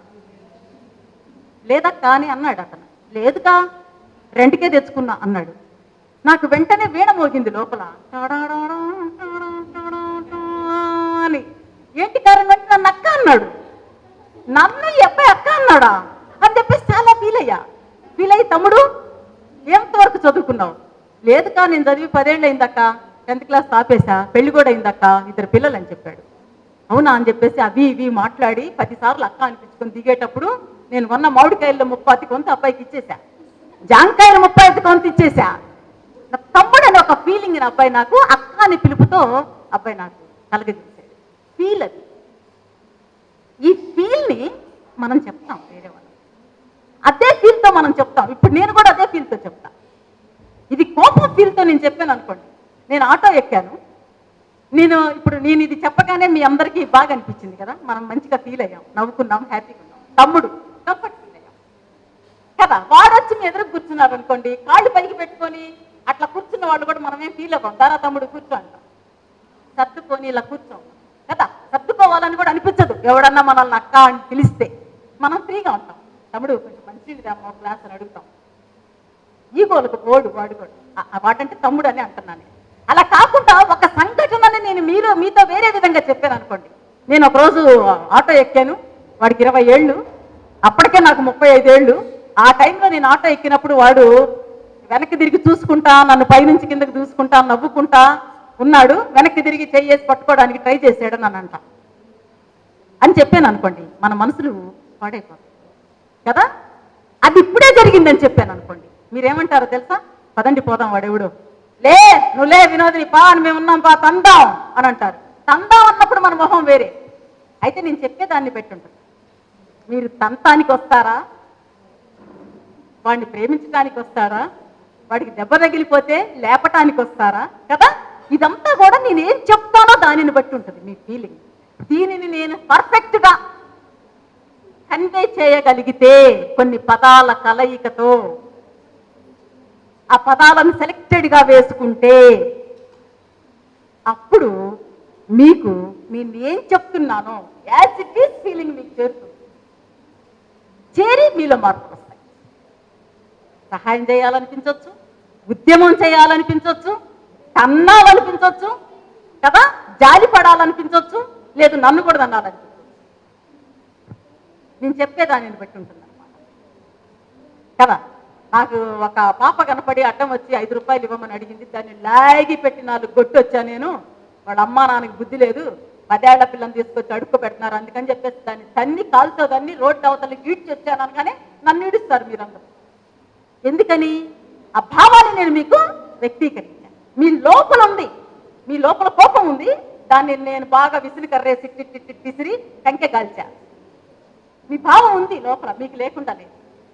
కానీ నేను దానిని కన్వే చేసిన తీరు ఏదైతే ఉందో దానిని సరైన పదాలు, సరైన భాష, అది సరైన కవిత్వ భాష వేరే ఉంది. ఒక డిక్షన్, సెలెక్టెడ్ పదాలు కనుక నేను వేసుకొని మీకోసం దానిని 1 సెకండ్ అలా ఏర్చి కూర్చి అలాగా బ్యూటిఫుల్గా ఒక ఆర్ట్ ఫామ్ లాగా కనుక మీతో చెప్తే, కళాత్మకంగా కనుక నేను మీతో చెబితే అది కవిత్వం. అదే కవిత్వం, ఇంకేదో కాదు. కవిత్వం అంటే నన్నయ, తిక్కన, ఎర్రన, శ్రీనాథుడు, పోతన ఇవన్నీ కాదు. అతిజని కాంచి భూమీశ్వరుడు, అంబర చుంబి అవి కాదు కవిత్వం అంటే. ఈ రోజుల్లో అది కాదు, పాత రోజుల్లో. ఈ రోజుల్లో కవిత్వం అంటే ఏంటి అని అంటే, ఇంతకుముందు మనం అనుకున్నామే సందుల్లోకి గొంతుల్లోకి పోయిన ఒక మురిక్కాలవలు కూడా ఉన్నాయి కదా, మనం ఆడదాకా పోవాలా. ఆ, అక్కడ తలుపులు లేని బాత్రూములు కనపడతాయి, గుడ్డలతో కట్టిన బాత్రూములు కనపడతాయి, వంటిళ్ళు కనపడవు అక్కడ. ఎందుకంటే సట్లలో వండుకుంటారు, పేరు దేని మీద రాస్తారు. ఇల్లు కనపడదు, వంటిల్లు పైన వసారాలు, బయట ఆడ ఉప్పు ఉప్పు అని ఊదుకుంటా 3 రాళ్ళ పొయ్యిలు కనపడతాయి. అక్కడి దాకా నువ్వు పోవాలని చెప్పేసి ఇప్పుడు వస్తున్న కవిత్వం చెప్తా ఉంది మనకి. ఎందుకని అంటే ఈ 2% పీపుల్ కాదు, మేము కూడా చదువుకున్నాం బ్రిటిషర్స్ వచ్చాక. అదిగో అక్కడున్న వాళ్ళు చదివారు, ఇదిగో ఇక్కడున్న స్త్రీలు చదివారు, అదిగో అక్కడున్న కూలీలు చదివారు, అదిగో ఇక్కడున్న తెలంగాణ వాళ్ళు చదివారు, అదిగో ఆ మారుమూల ప్రాంతంలో ఉన్న రాయలసీమ వాళ్ళు చదివారు, ఇదిగో ఇక్కడున్న మాదిగలు చదివారు, అదిగో అక్కడ కుండలు చేసుకునే వాళ్ళు చదివారు. కాబట్టి చదువుతూ ఉన్నారు కాబట్టి వాళ్ళకి కూడా అనేక వృత్తులు మార్చుకోవటంతో పాటు కవిత్వం అనే ఒక ఆర్ట్ ఫామ్ కూడా వాళ్ళు తీసుకోగలిగారు. అందుకని చెప్పేసి ఈ 2% ఎప్పుడు ఇదే మాట్లాడుతుంటారు కదా. ఏ అమ్మాయి పోయినా వెనక నుంచి ఒకరినన్నా ముందు నుంచి ఒకరినన్నా కదా, వద్దురా బాబు ఆ అమ్మాయిలు అక్క చెల్లెళ్ళు ఉన్నారు, వద్దురా బాబు ఆ అమ్మాయిల్లో మా మమ్మీ ఉంది, మా చిన్న మమ్మీ ఉంది, బాగురా నాయన అని చెప్పేసి అవతల వ్యక్తులను తోసేసి ఇక్కడ ప్రజా సమస్యల మీద స్త్రీల సమస్యల మీద కవిత్వం మాట్లాడుకుంటూ వచ్చింది. వస్తువు మారిపోయింది. సబ్జెక్ట్ అని అన్నారు కదా ఇందాక సారు, నువ్వు దేని మీద మాట్లాడతావు? మెటీరియల్. సమ్మర్లో కాటన్ వేసుకుంటున్నట్టు మనం ఏం మెటీరియల్ ఇదని అడుగుతున్నాం మనం. ఏం మెటీరియల్? ఒక్కొక్కళ్ళది ఒక్కొక్క. ఇప్పుడు మనం అన్నం తిన్నాం, నేను చాలా టెంప్ట్ అయ్యి పులిహోర తిన్నా. మనలో చాలా మంది తినుంటాను. నాకు పులిహోర చూడగానే కలర్ గిల్లర్ భలే అనిపించింది. ఆ గ్రీన్ ప్లేట్లో ఎల్లో పులిహోర చలో అనుకొని ఆ పులిహోర పట్టించుకొని తిని వచ్చాను నేను. ఆ పక్కన 2 తెల్లగుడ్లు, పోయిట్రీ, గ్రీన్ ప్లేటు, ఎల్లో పులిహోర, 2 తెల్లటి ఉడకబెట్టిన గుడ్లు వేసుకొని ఎర్రటి పచ్చడి వేసుకొని తినొచ్చాను నేను. కొంతసేపు దాని వైపు చూసి ఏంటిది, ఏం చెప్తాం దీన్ని అని చెప్పేసి అంటే అక్కడ చెప్తాం వస్తువు. అదే అన్నం నేను సంధ్యక్కను అడిగా, పులిహోర బాగుందంటే ఆ బాగుంది వినోదిని, ఇది పొద్దున్న టిఫిన్ మిగిలిపోతే ఇందులో పెట్టారండి. అప్పుడు ఇంకా వేరే వాళ్ళు కూడా చెప్పారు. ఏం చెప్పారు తెలుసా? రాత్రి మిగిలిపోయిన అన్నాన్ని కూడా తెల్లవారు అది ఎలా అవుతుంది? చిత్రాన్నం అంటారు మా సైడు, రాయలసీమ సైడ్. లేకపోతే లెమన్ రైస్, టామరిన్ రైస్ అయిపోతుంది అది తెల్లవారి కదా. ఇట్లా మార్చుకుంటున్నాం మనం. మెటీరియల్ ఒకటే. అయితే ఆ మెటీరియల్ని మనకి ఇష్టం వచ్చినట్టు మనకి ఇంట్రెస్ట్ ఉన్న దాంట్లో. నేను మా ఇంట్లో వాళ్ళు పులిహోర సరిగా తినరు, అందుకని వాళ్ళు ఎగ్ రైస్ చేసుకుంటారు మిగిలిపోతే అన్నం. నేను నిమ్మకాయ పిండుకొని నేను లెమన్ రైస్ చేసుకుంటే వాళ్ళు 2 ఎగ్స్ కొట్టి అది చేసుకుంటారు. ఏంటది? ఎగ్ రైస్ చేసుకుంటారు. కొంచెం అల్లం వెల్లుల్లి పేస్ట్ వేసి భలే తింటుంటారు, మంచి వాసన. అది వాళ్ళకి అది నచ్చింది, వీళ్ళకి ఇది నచ్చింది.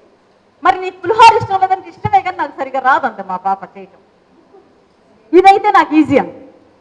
అలాగే ఒక సమస్యని ఎవరైనా సరే వాళ్ళకి ఇష్టం వచ్చినట్టు వాళ్ళు రాసుకోవచ్చు. నాకు కవిత్వం ఇష్టం, నేను కవిత్వం లాగా రాస్తా. రమాసుందర గారికి వ్యాసం ఇష్టం. కత్తి ఆమె వ్యాసం రాసిందంటే గన్ షాట్ 10 సంవత్సరాలు ఆడాల్సిందే తెర మీద. అట్లా రాస్తా. కన్విక్షన్ అంటే అది ఆమె సమస్య. ఆమె తల్లులు ఉన్నారు కాశ్మీర్లో కాబట్టి ఆమె కూర్చొని ఇంకొకళ్ళ కథ రాస్తా.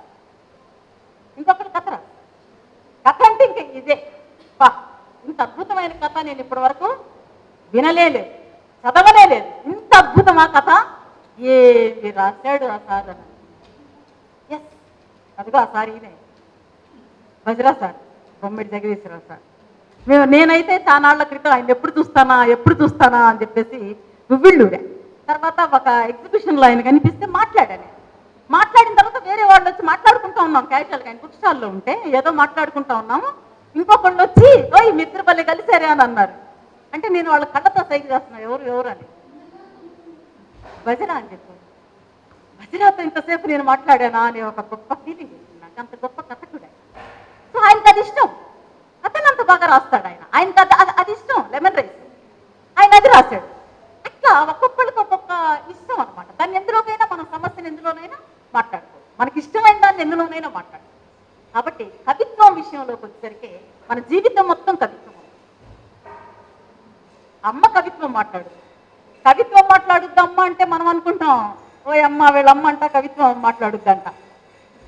వీళ్ళమ్మ ఏమన్నా కొండవీటి సత్యవతి గారా కవిత్వం మాట్లాడడానికి అని అంటారు. కొండవీటి సత్యవతి గారు కవిత్వం మాట్లాడతారు, లేదా ఇంకో ప్రొఫెసర్ మాట్లాడతారు, సంధ్య మాట్లాడతారు, ఇంకెవరైనా మాట్లాడతారు కవిత్వం, సతీష్ చంద్ర మాట్లాడతారు. మరి వాళ్ళమ్మ మాట్లాడటం ఏంటి? ఆమె పొలం పోతుంది కదా, ఆమె నాట్లేసేదానికి పోతుంది, కలుపులు తీసేదానికి పోతుంది కదా, కాలవలు శుభ్రం చేసేదానికి పోతుంది, ఇళ్లలో పాచి పని చేసుకోవడానికి పోతుంది. ఆమె కవిత్వం మాట్లాడుతుందా? ఎస్, మాట్లాడుతుంది. ఏమిరా నేను ఎత్తిన పాలు పోసినట్లే పోరా, సార్ పిలిచినాడంట, నేను నెత్తిన పాలు పోసాడు పోరా అంటారు. నెత్తిన పాలు పోయటం ఏంటి? కవిత్వం మాట్లాడిందా అంటే పాలు పోయటం అనేది ఒక అభిషేకం, ఒక శుభ సూచకం, నీకు బెనిఫిట్ జరిగింది అని చెప్పేసి ఇవన్నీ చెప్పదామా? ఆమెదైన ఒక భాషలో కవిత్వం మాట్లాడుతున్నా. అమ్మా నా బిడ్డ కాలికి దెబ్బ తగిలిందమ్మా, నా కంట్లో నెత్తురు వచ్చింది, నా బిడ్డ కాలికి ముళ్ళు గుచ్చుకుంది, నా కంట్లో నెత్తురు వచ్చింది అని ఏడ్చాడు ఒక తండ్రి. 5 ఏళ్ల బిడ్డకి ముళ్ళు గుచ్చుకుంటే లోపల మందికి పట్టుకుమని ఇరిగిందంట. నాయనా నడిచింది, పరిగెత్తుకొని పోయి చూస్తే లోపలికి ఉంది. ఈయన వయసు 40 ఏళ్ళు. ఆయన కళ్ళల్లో కన్నీళ్లు తిరిగినాయి. దాన్ని ఆయన ఏం చెప్పాడు? నా కంట్లో నెత్తురు వచ్చింది. కవిత్వం. ఆయన ఏం చదువుకోలా, ఏడకపోతున్నాడు ఈయన అని చెప్పేసానంటే చిన్న గోసి పెట్టుకొని కాలవలు తీయడానికి పోతున్నాడు, మనిషి దొడ్లు కడగడానికి పోతున్నాడు. ఆయన ఆ మాట చెప్పాడు. అదే కవిత్వం, ఎక్స్ప్రెస్ చేయటం. దానిని ఒక విషయాన్ని మనం ఎలా చెప్తున్నాం అవతల వాళ్ళకి, లేదు మనం మనం ఎలా చెప్పుకుంటున్నాం అని చెప్పేసి. అబ్బో తల పగిలిపోతుంది, ఒక టీ దండిరా బాబు, తల పగిలిపోతుందా? ఒక రోకల పంట తీసుకొని వచ్చి ఎవడైనా మిమ్మల్ని పగలగొట్టాడా? మీ తలకాయ తీసుకొని గోడకేసి కుద్దాడా? ఏంది మరి పగిలిపోవడం? ఏందమ్మా నీ తల పగిలిపోవటం అంటే అర్థం? టీ పోస్తే సెట్ అవుతుందా? అదేమన్నా ఆపరేషనా? కాదు, తల పగిలిపోతుంది అనేది కవిత్వం, తల పగిలిపోవటం కవిత్వం. టీ తీసుకురండి అని చెప్పేసి చెప్తున్నారు. ఇదే కవిత్వం అంటే. మనం ఎక్కడో ఏదో ఉంది అని చెప్పేసి అదేంటంటే నజబజ చేసారా, భరణ బభరవా ఛందస్సు గా మసదశ తతగా తర్వాత సభరణమయవా, పలానా 2వ అక్షరంలో ప్రాస ఉండాలా, 19 అక్షరాలు మాత్రమే ఉండవలెను. ఏంది గోలంతా? మాకదంతా వద్దన్నాడు. ఉప్పు కప్పు రంగులొక్క పోలిక నుండి చూడ చూడ రుచుల చాలా వేరు, పురుషులందరూ పుణ్య పురుషులు వేరయా. డమాలు అయిపోయింది. ఎవరికి చేరాలో వాళ్ళకి చేరాలా. నేను రాగానే అనుకున్నా, వీళ్ళల్లో ఎవరికి నేను ఇది ఒక అరగంట సేపు నేను మాట్లాడాలి, ఎవరిని ఉద్దేశించి నేను, మా స్టూడెంట్స్ అంటే వాళ్ళ లెవెల్స్ ఇదో అదో అదో అనుకుంటాం కదా, మరి ఇక్కడ ఆల్ ఏజ్ గ్రూప్స్ ఉన్నారు, ఆడవాళ్ళు ఉన్నారు, మగవాళ్ళు ఉన్నారు అని చెప్పేసానంటే నేను కళ్యాణి గారు ఒక మాట అనుకున్నాం. ఏంటి అది అంటే, ద లీస్ట్, అందరికంటే ఈ విషయం తక్కువగా ఎవరికి అర్థమవుతుందో వాళ్ళకి విడమర్చి ఎలా చెప్పాలో వాళ్ళని దృష్టిలో పెట్టుకొని చెప్పటమే నేను చేయాల్సిన పని అని నేను నిర్ణయించుకున్నా ఈరోజు.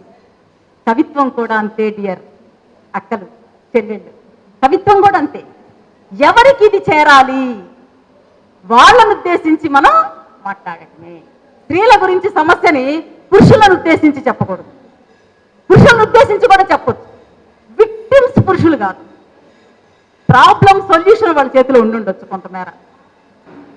ఓ అక్క మేలుకో అని చెప్పేసి మనం 100 పాటలు పాడుతున్నాం కదా. నిన్ను నీవు తెలుసుకో, చైతన్యం వైపు కదులు అని పాడామనుకోండి. అదే పాట ఓ అన్నా నువ్వు మేలుకో, నిన్ను నువ్వు తెలుసుకో, చైతన్యం వైపు అడుగులు వేయాలంటే ఒక కూలీ వ్యక్తిని మనం మాట్లాడొచ్చు వర్గ పోరాటం గురించి. ఎందుకంటే అతనికి రేపు లేదు, స్త్రీలకు రేపు ఉంది. రేపు పాట నువ్వు రేపు బారిన పడవద్దు అని చెప్పేసి చెప్పాలి అంటే పురుషులకి చెప్తామా, స్త్రీలకు చెప్తామా? స్త్రీలకు చెప్తాం, పురుషులకి చెప్తామా? చెప్పాం. సో టార్గెట్ ఎవరు మనకి, ఎవరి టార్గెట్ అనేది చాలా ఇంపార్టెంట్ విషయం. అందుకని చెప్పేసి ఆ టార్గెట్ని, ఆ ప్రయోజనాన్ని మనం దృష్టిలో పెట్టుకొని ఆ ప్రయోజనాత్మకమైన విషయాలని మనం మాట్లాడుతూ ఉంటాం. వస్తువులు కూడా, కొత్త వస్తువులు, సంబంధం లేని వస్తువులు, మెజారిటీ పీపుల్కి ఏ వస్తువు అయితే అవసరమో దానిని ఇవ్వాలి. మీరు అబ్జర్వ్ చేయండి, ఇందాక రేపటి లంచ్ గురించి మాట్లాడుకున్నారు. రేపు ఆదివారం కదా, నాన్ వెజ్ తింటారా మీ వాళ్ళు అని అంటే ఎస్ తింటారు అని చెప్పారు. అందరికీ నాన్ వెజ్ ఉండండి, ఒక 10 మందికి మాత్రం వెజ్ చేయండి అని చెప్పారు. ఎందుకని? నీకుమా ఈ దీపం కార్తీక దీపం కాబట్టి ఒక 10 మంది తినకపోవచ్చు, అంతే కదా. అదర్వైజ్ 50 మంది తింటారు. అంటే మెజారిటీ కోసం ఏం చెయ్యాలో అది ఫస్ట్ చెప్పారు. లీస్ట్ ప్రయారిటీ వేరేది ఉంది. అందరికి అన్నం వండండి, నలుగురికి చపాతీ చేయండి అని చెప్తున్నాం. సో ఎక్కువ మంది టార్గెట్, ఎక్కువ మందికి రీచ్ అవ్వాల్సిన విషయాలు ఏవైతే ఉన్నాయో వాటిని ఆ మెజారిటీ పీపుల్కి వాళ్ళే అందులో ఉంది అని చెప్పేసి ఫీల్ అయ్యే విధంగా చెప్పటమే వస్తువు. మనకి ఆ వస్తువును తీసుకోవాలి. మనకి చిన్నప్పుడంతా అమ్మ గురించి చాలా విషయాలు మనం మాట్లాడుకుంటా ఉంటాం కదా. అమ్మను కానీ అమృతం అని రాస్తారు చాలా మంది. అమ్మ అమృతమూర్తి, అమ్మ మమ్మల్ని, అమ్మ ముద్దు బాగుంటుంది, అమ్మ గోరి ముద్ద బాగుంటుంది అని. నిజమేనా? మనందరికి అదే కదా. నేను ఒక మాట చెప్పనా, మా అమ్మ నన్ను తల్లింది. ఒక్క దెబ్బ కూడా మా అమ్మ చేతిలో తినకుండా నేను పెరిగానని మీరు అనుకుంటున్నారా? ఒకవేళ అలా ఎవరన్నా చెప్తే రేర్ కేసు. ఒక్క దెబ్బను అమ్మ కొట్టుకుంటూ ఉండదు. ఇంకోటి తెలుసా, మా అమ్మ కంటే నేను ఎక్కువ చదువుకున్నా, మా అమ్మ కంటే నేను మోడరన్. మా అమ్మ చుడిదార్ వేసుకోవాలా, మా అమ్మ కంటే నేను మోడరన్. నేను కూడా నా కూతుర్ని కొట్టా.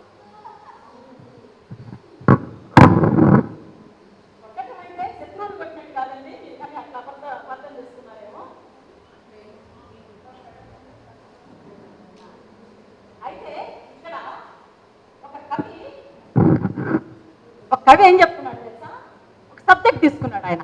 అమ్మ గురించి అందరూ విని విని విని ఆయనకి నేను కూడా మా అమ్మ గురించి రాయాలని చెప్పేసి అనుకున్నాడు.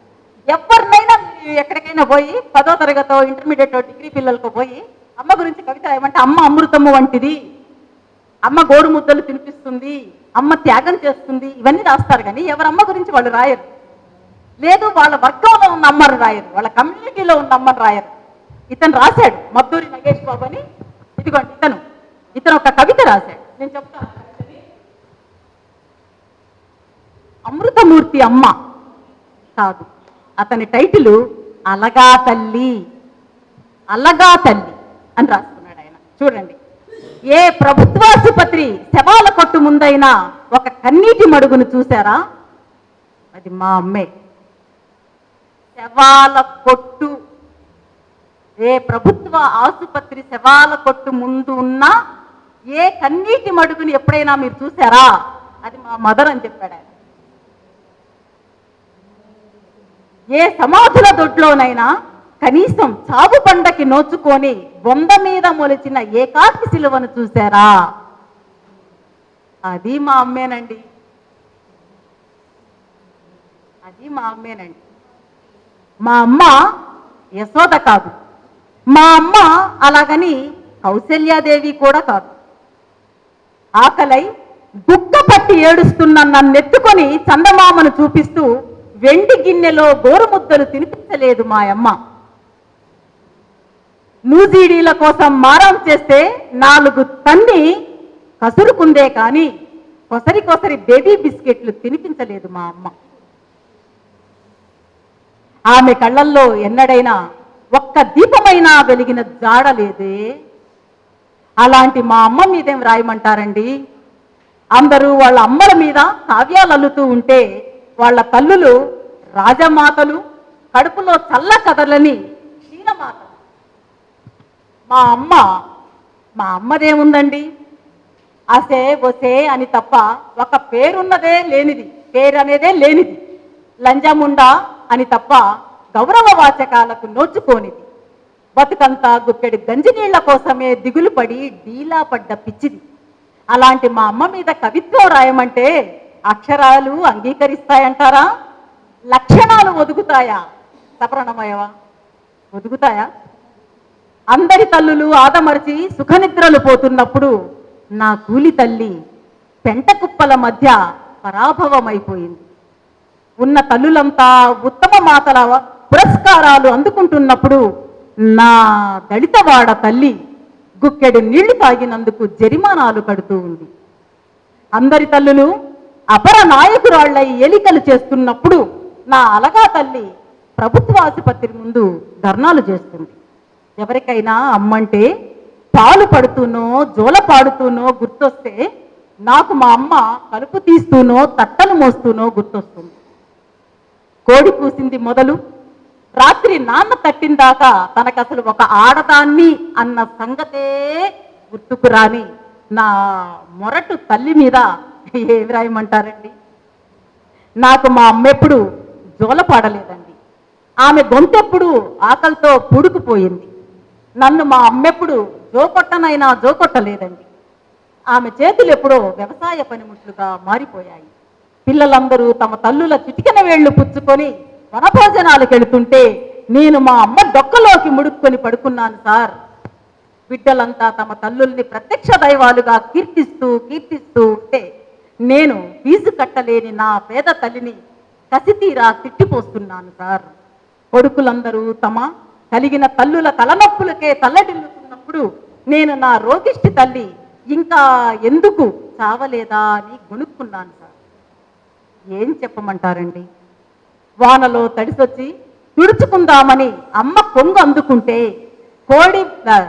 కోటి మాసికలు నన్ను వెక్కిరించాయండి.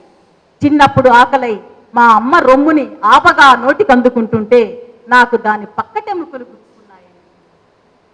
ఏదేమైనా సార్, సాటి మనుషుల్ని పశువులుగా చూసే పశువుల్ని కని పశుమాతలుగా దూషింపబడుతున్న లక్షలాది తల్లుల మధ్య మనిషి కానీ మరేమీ కానీ నా తల్లి గురించి చెప్పాలి అంటే ఈ భాష, ఈ కవిత్వము ఎప్పటికీ సరిపోవు సార్. మద్దూరి నగేష్ బాబు మనం తూకం వేసే మనం ఫస్ట్ తక్కెట తెచ్చుకున్నాం కదా నా బ్యాగ్లో, మన దగ్గర ఉన్న ఏ తూకానికి సరిపోడదు కవిత్వం రాసి మనకు పాస్ చేసాడు. అంతెత్తున మనకు కనపడ్డు ఆయన కులం పేరు చెప్తే, అంతెత్తున మనకు కనపడ్డాడు మతం పేరు చెప్తే, అంతెత్తున ఆయన కనపడ్డు రంగు పేరు చెప్తే, అంతెత్తున ఆయన కనపడ్డాడు. ఏ పేరు చెప్పినా మనకు ఒదగడు ఆయన. కవిత్వాన్ని ఒదిగించాడు వాళ్ళ అమ్మని కవిత్వం. ఇది వస్తువు, సబ్జెక్ట్, ఒకటే సబ్జెక్ట్, ఒక్కటే రైస్. ఈయన ఏం చేశాడు? పెద్దన్నమై నీరు గారిపోయింది ఈయన దగ్గర అన్నం 3 రోజులది. నీళ్లు పోసుకొని ఉప్పేసుకుంటే కూడా తినలేరు మీరు, అందులో ఉల్లిపాయ నంచుకుంటే కూడా తినలేము. అంత సర్దిపడిన కూడు ఆయనకి జీవితం. తల్లి మనకలాగా పులిహోరలు, దద్దోజనాలు, ఆ రైసు ఈ రైసు కాదు. అది ఎవరికి అంటే కడుపు నిండినోడికి కన్వర్షన్. ఇది కవి, ఇది చెప్పాడు. నిర్మాణం దేని తర్వాత ఎలా చెప్పాలి? భాష. మా అమ్మ గురించి చెప్తూ ఆయన ఆమె అమ్మ గురించి చెప్తూ దానికి అని అంటాడు మధ్యలో. మనలో చాలా మందికి మా ఇంట్లో అలవాటు ఉంది, నేను పర్సనల్గా చెప్తున్నా. మా అమ్మను మేమేమే అంటాం, అమ్మ నాకు వద్దే ఇది, అమ్మ నేను ఈరోజు స్కూల్కి పోనే, గారాలు పడినప్పుడు ఎక్కువ అంటుంటాం. కోప్పచ్చి కాదు, ఏమి అనే మాట ఉంటుంది. అక్కజెళ్ళిళ్ళ మధ్య కూడా ఉంటుంది, స్నేహితుల మధ్య ఉంటుంది, అక్కజెళ్ళిళ్ళ మధ్య ఉంటుంది, తల్లిని కూడా ఉంటుంది. తల్లిని తండ్రి కూడా పిలుస్తాడు, తండ్రిని తల్లి పిలవదు. అది వేరే విషయం. అది మనందరికి ఫెమినిస్టులుగా తెలిసిన విషయం. ఏమండి అని ఆమె పిలుస్తుంది కానీ ఏమైనా ఆయన పిలుస్తాడు కదా. సో అది వేరే విషయం. సో ఇట్లా మనము ఈ పిలుపులు ఉంటాయి, ఆ పిలుపులు ఉన్నాయి. అంటే భాష చాలా ఇంపార్టెంట్. కవిత్వంలో భాష అనేది చాలా ఇంపార్టెంట్. భాష అంటే కవిత్వం, భాష వర్ణిస్తాం. ఆమె ఎలా ఉంది అని చెప్పేసానంటే, అరే ఏమి ఆమె అట్లా నడుచుకుంటా ఎండిపోయిన, ఏమబ్బా అది అట్లా ఉంది, ఆ కందికట్టులాగుంది కామా అని అంటారు. ఎండిపోయిన కందికట్టులాగుంది, పెళ్లి కూతురు ఏదంటే ఇది ఇక్కడ ఉంది అంటారు. ఏం పొగ సూరిపోయిందిగా, మనిషి నిట్ట నిలువున పొగ సూరిపోయిందే, ఎండబెట్టిన పొగాకులాగా ఉందిగా, పొగాక్కాడిలాగా ఉంది. ఇవన్నీ వర్ణనలు, మనమే అంటాం. అసలు ఆ అమ్మాయి ఉంటుంది దేవకన్య. మొన్న ఈ మధ్య రామలక్ష్మి అని ఆరుద్ర గారు మనకు అందరికీ తెలుసు పేరు కదా. ఆయన భార్య ఒక ఆమె ఉంటుంది, అంటే ఒక భార్యలే నాకు తెలిసి. ఆమె పేరు రామలక్ష్మి గారు. ఆమె ఇప్పుడు లేదనుకుంటా కదండి. ఆమె పాత ఇంటర్వ్యూ ఒకటి చూశాను నేను. ఆమె ఏం చెప్తుందంటే, జయలలిత దేవకన్యలాగా ఉంటుంది, ఆమె పక్కన కూర్చుంటే అసలు ఒక దేవకన్య పక్కన మనం కూర్చున్నామా అనే ఫీలింగ్ కలుగుతుంది, దేవకన్య జయలలిత అని చెప్పింది. శోభన్ బాబు జయలలిత సంబంధాల గురించి ఆమె మాట్లాడింది, మనం అవి మాట్లాడుకోవద్దు. సేమ్ టైం శోభన్ బాబు వైఫ్ గురించి కూడా ఆమె మాట్లాడింది. టైం ఉంది కదా, ఇంకా ఆపేనప్పుడు మీరు ఒక 10 నిమిషాల ముందు నాకు చెప్తే నాకు భలే ఇష్టం, ఎందుకంటే 10 నిమిషాలు ఉంటుందని సంతోషం. సో ఆమె ఏం చెప్తుందనంటే, అతని భార్యని చెప్తూ గౌళి గేదెలాగా ఉంటుంది శోభన్ బాబు భార్య, గౌళి గేదెలాగా ఉంటాను. ఇది కూడా కవిత్వమే, కానీ సబ్జెక్ట్ బాగా. అర్థమవుతుందా? సబ్జెక్ట్ బాగా ఒక స్త్రీని తక్కువదనో ఎక్కువదనో చెప్పొద్దు. మనం అనుకుంటాం బాడీ షేమింగ్ గురించి చాలాసార్లు చాలా మంది మాట్లాడతారు కదా, పొట్టివాళ్ళు అనకూడదు అంటే మనం ఎంతవరకు సెన్సిటైజ్ అయ్యామని అంటే అండి, దాని పేరేంటి, ఫిజికల్లీ హ్యాండిక్యాప్డ్ అనే మాట సొసైటీలో వాడటం మానేసాం. మనం ఫిజికల్లీ ఛాలెంజ్డ్ అంటున్నాం కదా, లేకపోతే డిఫరెంట్లీ ఏబుల్డ్ అని అంటున్నాం. ఇట్లాంటి మాటలు మనం ఈ రోజు వాడుకుంటున్నాం, పాత రోజుల్లో వాడేవాళ్ళం కాదు. అలాగే కొజ్జా ఇలాంటి మాటలు ఈ రోజుల్లో మనం వాడట్లా, ట్రాన్స్జెండర్ అంటున్నాం. సెన్సిటైజేషన్ ఇక్కడ జరిగింది, తప్పు అలా మాట్లాడు, ఇలా మాట్లాడాలి అని చెప్పేసి కదా, అంతవరకు మనం సెన్సిటైజ్ అయ్యాం. అలాగే బాడీ షేమింగ్ కూడా మనం సెన్సిటైజ్ అయ్యాం. ఎంత లెవెల్లో మనం సెన్సిటైజ్ అయ్యాము అని చెప్పేసానంటే, పొట్టివాళ్ళు అనకూడదు, ఫీల్ అవుతారు.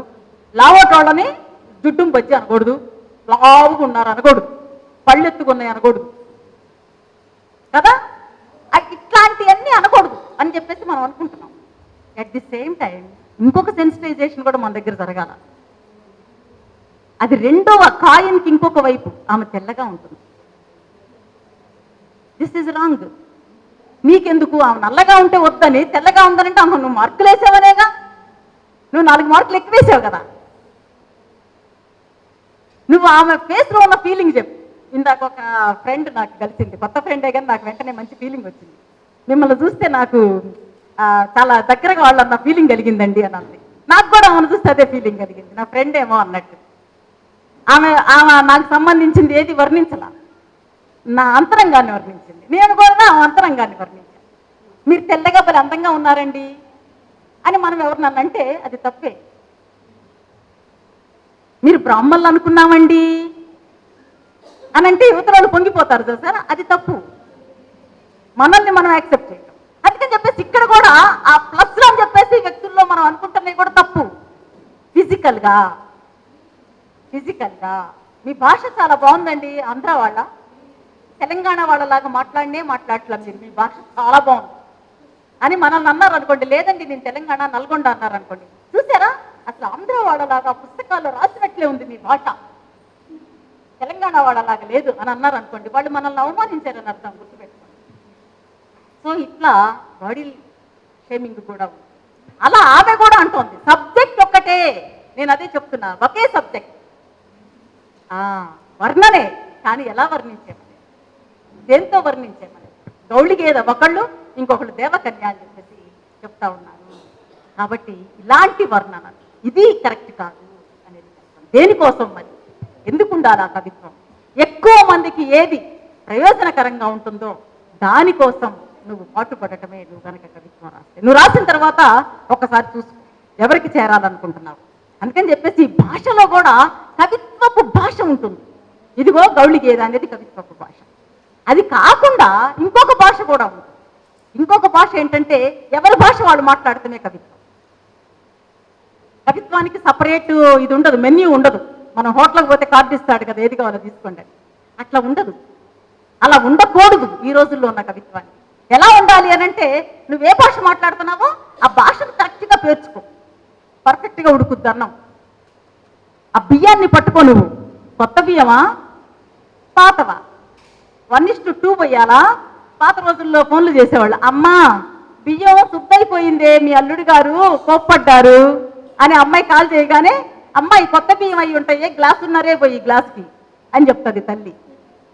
కనుక్కుంది ఆవిడ.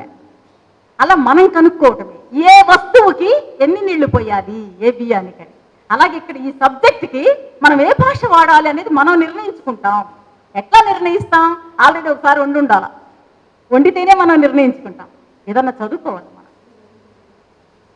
అదిగో మీకు తెలుసా ఈయన పేరేంటి,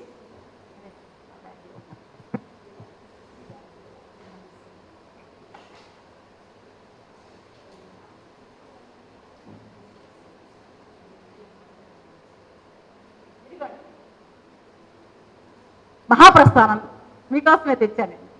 బుట్టిది నిజానికి పబ్లిష్ అయినప్పుడు పెద్దదే, వందల ప్రింట్లు అయిపోయినాయి, చాలాసార్లు ప్రింట్ చేశారు.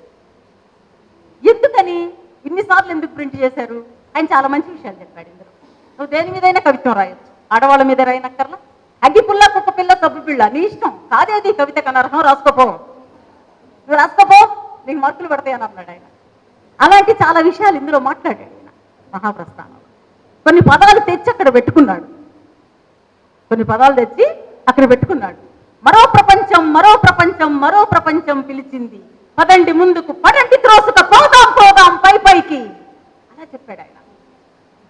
చెప్పగానే మనకు కనపడతారు మనుషులు తోసుకొని తోసుకొని నెట్టుకొని నెట్టుకొని పోతా ఉంటారు, ఒకళ్ళ మీద ఒకళ్ళు. కిందకు పోతున్నారా లోయలో కంటే కాదు, పైకెక్కుతున్నారు ఎక్కడికో. పదండి ముందుకు పదండి త్రోసుక పోదాం పోదాం పై పైకి, ఎముకలు కుళ్ళిన వయస్సు మళ్ళిన సోమరులారా చావండి, నెత్తురు మండే శక్తులు నుండే సైనికులారా రారండి, హరం హరం హర హర హర హర అనగానే అసలు ఎక్కడోళ్ళు అక్కడ ఏది పడితే అది వదిలేసి పరిగెత్తారు. విప్లవం తెద్దాం, కొత్త లోకాన్ని నిర్మించుకుందాం, స్త్రీ పురుష సమానంగా ఉన్న ఒక కొత్త లోకం, ఆ లోకాన్ని మనం నిర్మించుకుందాం. అక్కడికి వెళ్ళిపోయారు అందరూ. ఒక పిక్చర్ కనపడింది వాళ్ళకి, ఒక భావ చిత్రం కనపడింది, వాళ్ళ భావన లోపల ఆ ఫీలింగ్ ఒక పిక్చర్ ఇచ్చారు. అర్థమవుతుందా?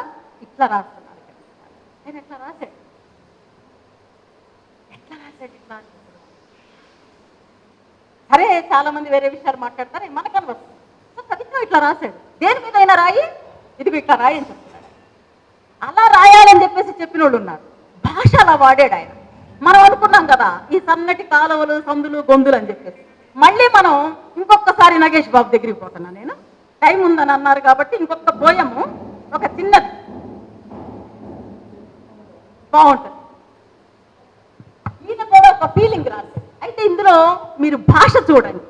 సబ్జెక్ట్ అందరికీ తెలిసిందే, మనందరికీ తలా ఒక పేరు ఉంది కదండి. నా పేరు వినోదిని లాగా ఏమనుకోవద్దు, మరి చిన్నపిల్లలు నడుపుతున్నట్టు అడగబాక వినోదిని అనొద్దు. కొంచెం నిద్ర మత్తులోంచి మనం బయటకు వద్దాం, మన పేరు మనం చెప్పుకుంటాం. వినోదిని, వినోదిని.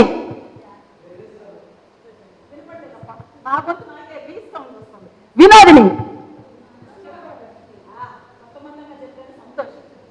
సబ్జెక్ట్ ఒకటే, మనకి పేరు ఎలా ఉందో మన కులం అలా ఉంది.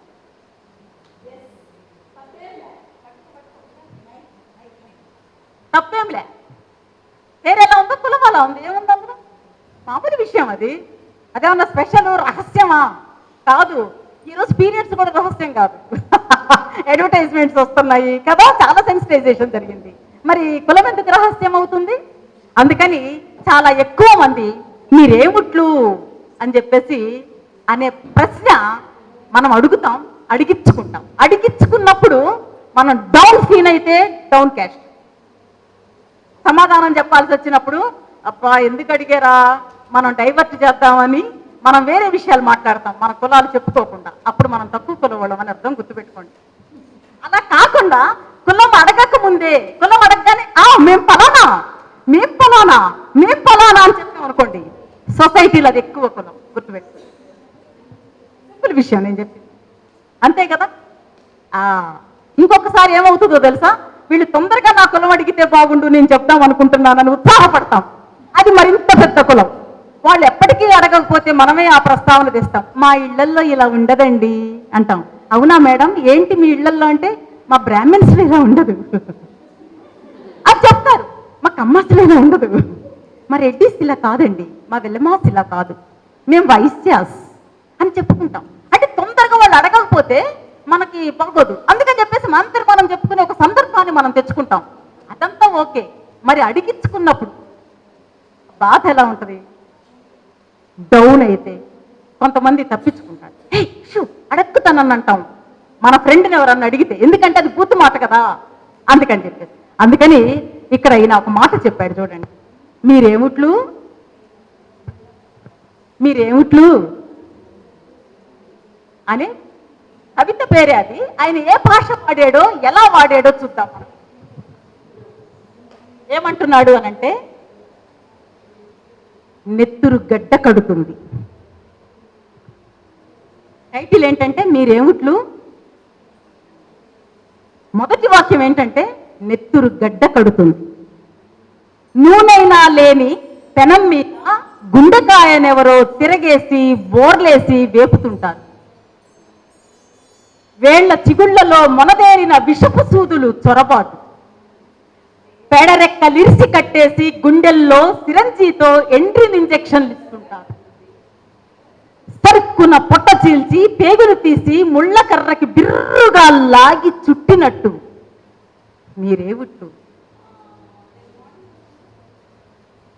కాగితాన్ని చించినట్టు ఒక మనిషిని సర్రున చీల్చటం,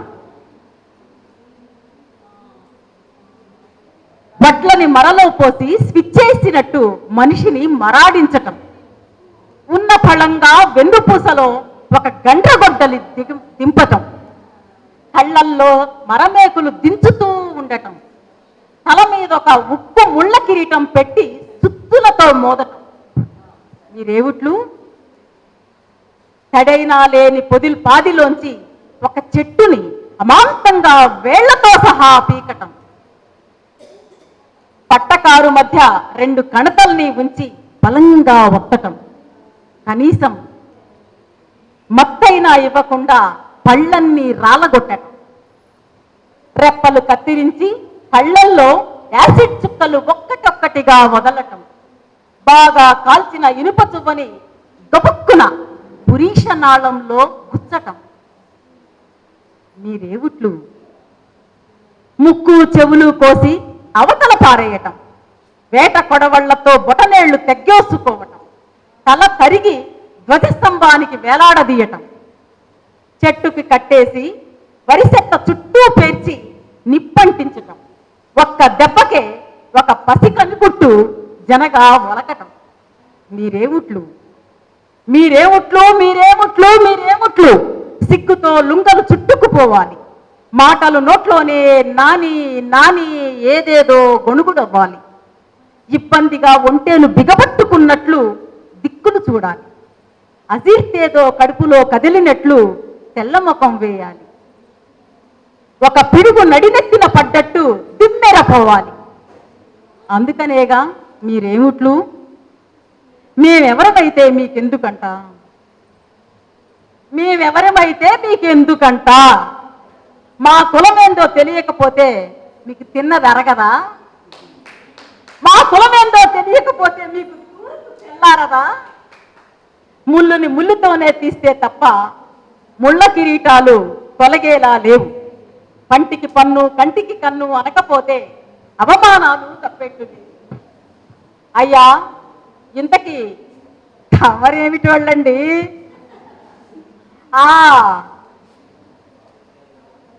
ఏముట్లు అవుతారులేండి, ఏముట్లు ఏముట్లు అని ఎగబడి అడిగే మీరు 3 కోటి దేవళ్ల మూల శంకల్లోంచి పురుడు పోసుకొని పుట్టుంటారు. 3 కోటి దేవళ్ల మూల శంకలోంచి పురుడు పోసుకొని పుట్టుంటారు. పుర్రెలో మెదడుకు బదులు పుచ్చిన పురుగులు పెంపకం చేస్తూ ఉంటుంటారు. కళ్ళల్లో చూపులకు బదులు దబ్బనాలు నూరుకొని దాచుకొని ఉంటారు. చేతుల్లో స్పర్శకి బదులు వెలివేతల అశుద్ధాలు పిసుక్కొని ఉంటారు. అది సరే గాని ఏముట్లు అని సాగదీస్తున్నారే, ఇంతకి ఏంది కథ? కొంపదేసి పిల్లని కానీ ఇస్తావా ఏంటి? కాళ్ళు కడిగి కన్యాదానం కానీ చేస్తావా? ఇప్పుడు ఇక ఏ ఇబ్బంది లేదు, ఇక ఏ అవమానము లేదు. చెప్తా వినండి. మేము మాలాస్మి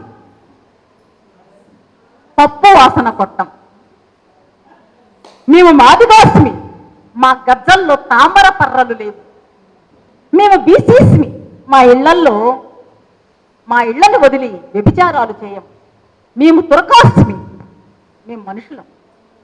మేము మాలవాసులం, మూలవాసులం, దాసులం, దస్యులం, నాగులం, దళితులం, ఈ దేశపు నిజమైన పౌరులం. ఏ ఇబ్బందిగా ఉందా? దొడ్డికి వచ్చినట్టుగా ఉందా? అసలు నిజం చెప్పమంటావా? మేమే భారతీయులం. ఎక్కడి నుంచో వచ్చిన ఆర్య అనాగరికురాలా ఇకనైనా ఆ ఏముట్లు అనే ఆదిమ పదాన్ని మర్చిపోయి, లేదో మళ్ళీ మీకు ఆసియా మైనర్ దారి చూపిస్తాం. అంటే చాలా కవిత్వం తెచ్చాను, కానీ నేను 2 గంటల సెషన్ అని అనుకున్నా. అంటే ఇక్కడ భాష మనకి అభ్యంతరకరంగా ఉన్నట్టు అనిపిస్తుంది. ఈ చిన్న క్లారిఫికేషన్ తీసుకొని మనం ఇంకొక 5 నిమిషాల్లో ముగించుకుందాం, టైం ఉంది. అంటే ఈయన ఏం చెప్తున్నాడు అనంటే, చాలా పదాలు పిల్లలు అంటాడు, గజ్జలు అన్నాడు కదా, పురుషనాళం అని అన్నాడు, దొడ్డికొచ్చినట్లుందా, ఉత్త పోసుకుంటే బిగతీసినట్లుంది. ఇవన్నీ మనం మాట్లాడతామా? మామూలుగా అయితే మాట్లాడతారా? మీరు కవిత్వాన్ని చూడండి ఎలా ఉంటుంది. ఒక్క బూతు పదం కూడా లేకుండా రాశారు నీట్గా. బూత్ అంటే ఈ బూతు రాశారు, ఒక రకమైన బూతు రాశారు పాత కవులు. ఇది బూతు పదమా? ఇక్కడ మనకు ఒక కవిత్వం రాసే వాళ్ళకి, ఇక్కడ కథలు రాసే వాళ్ళకి నేను ఒక చిన్న సూచన చేస్తా ఉన్నా. అదేంటంటే మనం ఒక క్లారిటీతో ఉండాలి. నేను మా స్టూడెంట్స్ని అడుగుతూ ఉంటాను, ఉత్తరం తీసుకొచ్చేసి సంతకం పెట్టండి మేడం అంటారు ఒక ఫార్మేట్. ఏంద్రబాబు ఇది చదివేవా అంట. చదవలేదు మేడం అంటే, చదివి దాని అర్థం ఏందో తీసుకొని రారా అని చెప్తాను. వాళ్ళు ముందు సంతకం పెట్టేస్తారు దాని మీద, సరిగా చదువుకోడు, నన్ను పెట్టమని వస్తారు. అంటే మనం ఇది మనకే కాదు వేరే వాళ్ళకు కూడా ఇది ప్రయోజనం అని చెప్పేసి అనుకున్నప్పుడు దానికి సంబంధించిన చాలా విషయాలని మనం తెలుసుకొని ఉండాలని ఒక ఆలోచన, ఆ తత్వంతో మనం ఉండాలి, ఆ అప్రోచ్మెంట్తో మనం ఉండాలి. అందుకని చెప్పేసి ఇక్కడ నేను ఒక విషయాన్ని క్లారిఫై చేయడం కోసం ఇంత లీడ్ చెప్పాను మీతో. ఏమంటున్నారనంటే చాలా మంది అంటారు వీళ్ళు బూతులు రాస్తున్నారని. మీకు తెలుసా, దళితులే కాదు, దానికంటే ముందు స్త్రీలు కవిత్వం రాశారు. ఆయన చెప్పారు కదా పొద్దున సతీష్ చంద్ర గారు, 80ల తర్వాత ఒక కవిత్వం వచ్చిందని, బందిపోట్లు 84లో వచ్చింది, మార్చిలో వచ్చింది, అది పబ్లిష్ అయింది, ఆంధ్రజ్యోతిలో పబ్లిష్ అయింది, సావిత్రి గారు రాశారు. చాలా అద్భుతమైన కవిత్వం అది. అది మళ్ళీ నిర్మాణం దగ్గరికి వచ్చినప్పుడు నేను ఒక 2 నిమిషాలు దాని టైం చూస్తున్నా, ఆ పోయం చెప్తాను నేను మీతో. అంటే ఎందుకని మనకి ఇలాంటి స్త్రీలు ఎందుకు రాశారు? ముందు వాళ్ళే రాశారు. చాలా ఏం రాశారో తెలుసా అండి? స్త్రీవాద కవిత్వం నేను రీసెర్చ్ చేశా, నా రీసెర్చ్ టాపిక్ అదే. స్త్రీవాద కవిత్వంలో ముట్టు, అంటు, ఉచ్చ, ఉచ్చకంపు, తెల్లబట్ట, తెల్లబట్టలో నురగ, ఆర్గాజం, సెక్స్, ఇలాంటి 100 పదాలు రాశారు. మొత్తం లిస్ట్ చేశాను నేను రీసెర్చ్ చేసినప్పుడు. శ్రీరామ్ 100 పదాలు లిస్ట్ అవుట్ చేశాను నేను. అసలు ఇంతకు ముందు మనం చదువుకున్న కవిత్వంలో లేని పదాలు ఇందులో ఏమున్నాయా? లేడీస్ రాశారు, అది కూడా లేడీస్ రాశారు. మీకు తెలుసా, సత్యవతి గారు విజిల్ కొడతారు, అద్భుతంగా కొడతారు. ఇక్కడ మగపిల్లల్ని అడుగుతున్నా నేను, మగపిల్లలు దయచేసి చేతులు లేపండి, ఏమనుకోకుండా ప్లీజ్, ఏమనుకోవద్దండి. ఏంది అక్క ఈ తలకాయ నొప్పి అనుకోవద్దండి, ఒకసారి చేతులు లేపండి. ఎస్, మీ అందరికీ విజిల్ వేయటం వచ్చు, రైట్? వచ్చా? మీ అందరికీ విజిల్ వేయటం వచ్చు. నేను ఆడపిల్లల్ని ఇప్పుడు సారి చేతులు లేపమని అడుగుతున్నా. లేపండి గర్ల్స్, ఎవరో లేడీస్, మీలో విజిల్ ఎంతమందికి వచ్చో అప్పుడు మళ్ళీ లేపండి. సత్యవతి గారి చేత నేను ఇప్పుడు విజిల్ వేయించబోతున్నా. ప్లీజ్ మా కోసం ఒక విజిల్ ఇక్కడికి వచ్చేయండి. లేస్తారా? వేయండి. అది నాకు రాట్లా, గాలి వచ్చింది నాకు. సూపర్ విజిల్స్ వచ్చినాయి. అదిగోండి సత్యవతి గారి విజిల్. ఎస్,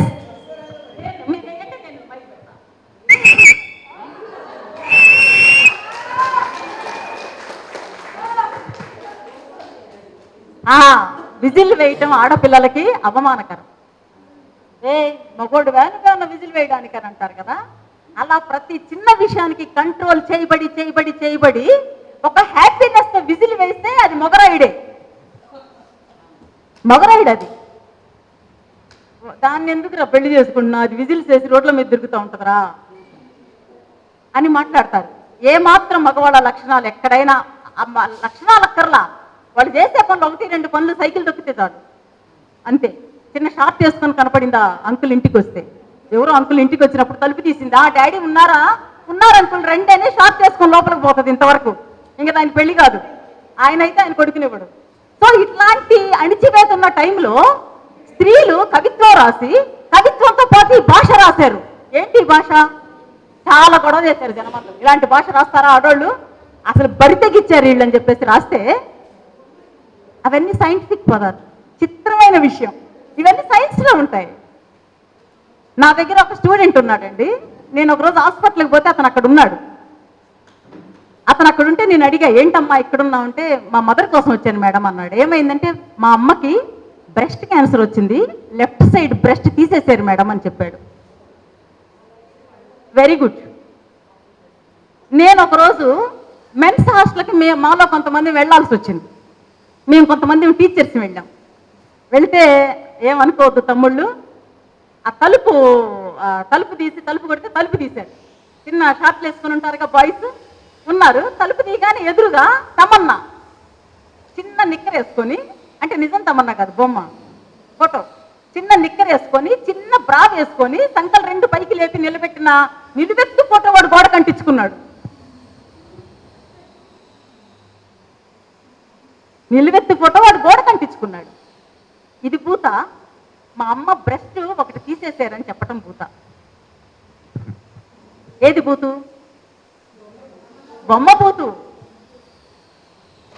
బొమ్మ బూతు కానీ వాళ్ళ అమ్మ బూతు కాదు. వాళ్ళ అమ్మ బ్రెస్ట్ అనే మాట వాడు వాడితే బూతు కాదు. వాడు ఆ బ్రెస్ట్ని అక్కడ పెట్టుకొని పూజిస్తూ ఉన్నాడు కాబట్టి అది బూతు. నీ మనస్సు లోపల ఏముందనేదే బూతు. నువ్వు దేంతో చూస్తున్నావు అనేది. ఒకే పైటని వాడు నా పైట పట్టుకు లాగాడు అని చెప్పేసి మనం కంప్లైంట్ చేస్తాం కదా. అదే పిల్లోడు వాళ్ళ అమ్మ దగ్గరికి పోయి ఎదురు నుంచి బయట లాక్కొని చూసుకొని అమ్మ బాయ్ అని చెప్పి వెళ్తాడు. అదే బయట వాడు కూడా లాగాడు. వాడి ఉద్దేశంలో బూతు లేదు, వాడి ఉద్దేశంలో ఉంది. భాషలో బూతు ఉండదండి, గుర్తుపెట్టుకోండి. మన భావనలో ఉంటుంది బూతు. ఆ ఒక్కటి అడక్కు అని సినిమా వచ్చింది. నేను పీజీ చదివే రోజుల్లో రంభా సినిమా ఆ ఒక్కటి అడక్కు అని ఒక సినిమా వచ్చింది. అందరు సిగ్గుపడి చచ్చిపోయాం ఆడపిల్లలం. ఆ ఒక్కటి అడక్కంటే సెక్స్ అడగొద్దని. ఆ ఒక్కటి అడక్కు అనే 3 మాటల్లో బూతు లేదు. బట్ ఎక్కడుంది? భావనలో ఉంది. భావన ఇంపార్టెంట్. భావన కదా, అర్థమైందా? అదే విషయాన్ని ఇక్కడ చెస్ట్ అనే మాట, బ్రెస్ట్ అనే మాట వాడితే బూతా కాదా? అది సందర్భాన్ని బట్టి, భావనని బట్టి ఉంటుంది.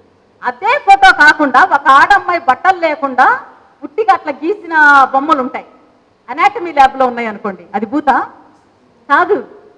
సందర్భం, భావన.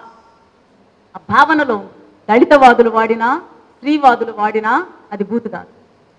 వాళ్ళ భావనలో సెక్స్ లేదు, వాళ్ళ భావనలో ప్రొవోకింగ్ చేయటం లేదు, వాళ్ళ భావనలో ఎరెక్షన్ లేదు, వాళ్ళ భావనలో ఆర్గాజం లేదు.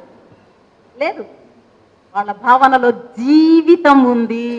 వాడు ఏ జీవితం అయితే గడుపుతున్నాడో అందులో ఉన్న భాష ఉంది.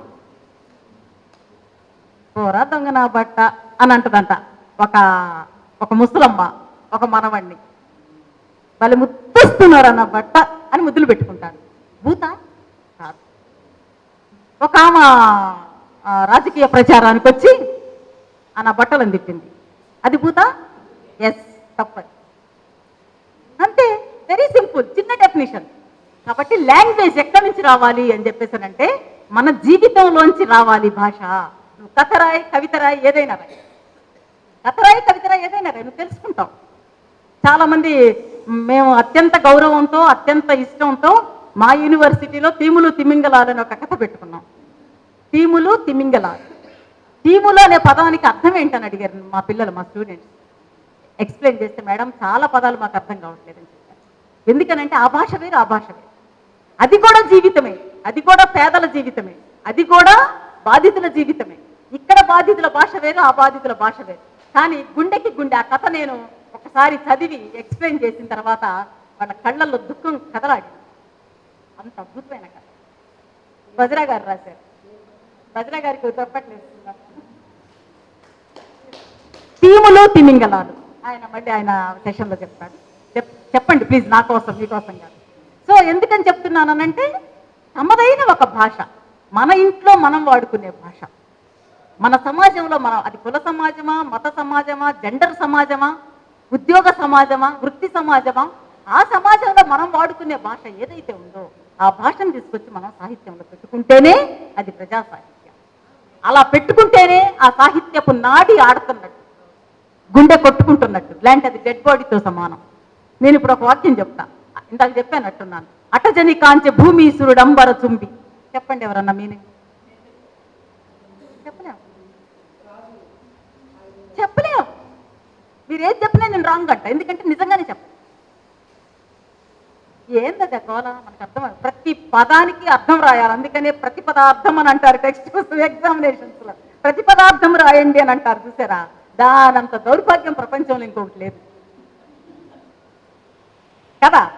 అందుకని చెప్పేసి దేనికైతే ప్రతి పదార్థం అవసరం లేకుండా ఉంటుందో అది కవిత్వం, అది ప్రజా కవిత్వం, అది ప్రయోజనార్థమైన కవిత్వం.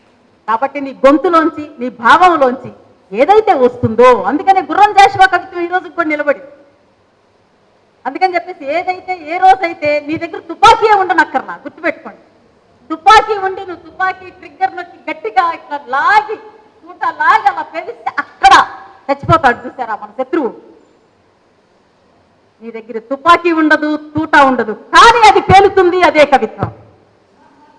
తుపాకీ లేదు, తూట లేదు, పేలుతుంది. నీ పక్కన అంబేద్కర్ ఉండడు, ఈ పక్కన రాజ్యాంగం ఉండదు, కానీ నువ్వు రాసే కవిత్వమే నీ రాజ్యాంగం, నువ్వు రాసే కథే నీ రాజ్యాంగం, నువ్వు రాసే వ్యాసమే నీ చట్టం. స్ట్రాంగ్గా నువ్వు ప్రజెంట్ చేస్తావు. అందుకని చెప్పేసి ప్రజెంటేషన్, అభివ్యక్తి చాలా ముఖ్యం. నిర్మాణాత్మకమైనవి చాలా అవసరం. దేని తర్వాత ఏంటి కావాలంటే ఒకసారి అయితే 2 సార్లు రాస్తాం. మనం ఒక్కళ్ళమే కాకపోతే పక్కన వాళ్ళతో కలిసి కూర్చుంటాం. ఇది కవిత్వం. మనదై ఉండాలా, అది మనతో పాటు ఇంకొక నలుగురికి ప్రయోజనకరమై ఉండాలా. అలాగని చెప్పేసి మనం అనుకుంటున్నట్టు జిందాబాద్ జిందాబాద్, అమర్ రహే అమర్ రహే, విప్లవోద్యమంలో మరణించిన మా నాన్న కాశన్నకు అమర్ రహే అని చెప్పేసి మనం ఆయన బాడీని తీసుకొని వెళ్ళేటప్పుడు మాట్లాడుకుంటా ఉంటాం, మనం నినాదాలు చేస్తున్నాం. ఎవరో ఒక తెల్లవారి ఒకరు వచ్చి మేడం నేను కవిత రాశానని అంటారు, లేదా అక్క నేను కవిత రాశానంటారు. చదువురా అంటే జిందాబాద్ జిందాబాద్, అమర్ రహే అమర్ రహే, విప్లవోద్యమంలో కన్ను మరణించిన ఏమంటున్నా అమరత్వము పొందిన మన అన్న కాశన్న అమర్ రహే అమర్ రహే. అయిపోయింది అక్క కవిత అన్నాడు.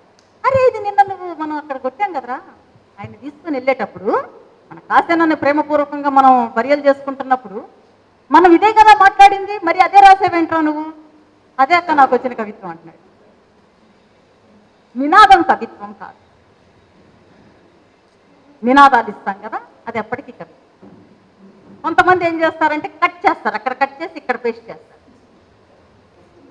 ఒక వాక్యాన్ని కట్ చేసి కట్ చేసి కట్ చేసి కట్ చేసి ఒకదాని కింద ఒకటి ఒకదాని కింద ఒకటి అంటిస్తారు. అది కూడా కవిత్వం.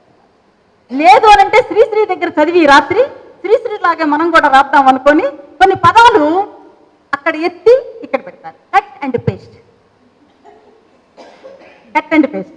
దీన్ని తెలుగు సాహిత్యంలో సరదాగా మేమందరం ఏమనుకుంటామంటే ప్రొఫెసర్లని ఎత్తిపోతల పథకం అని అనుకుంటాం.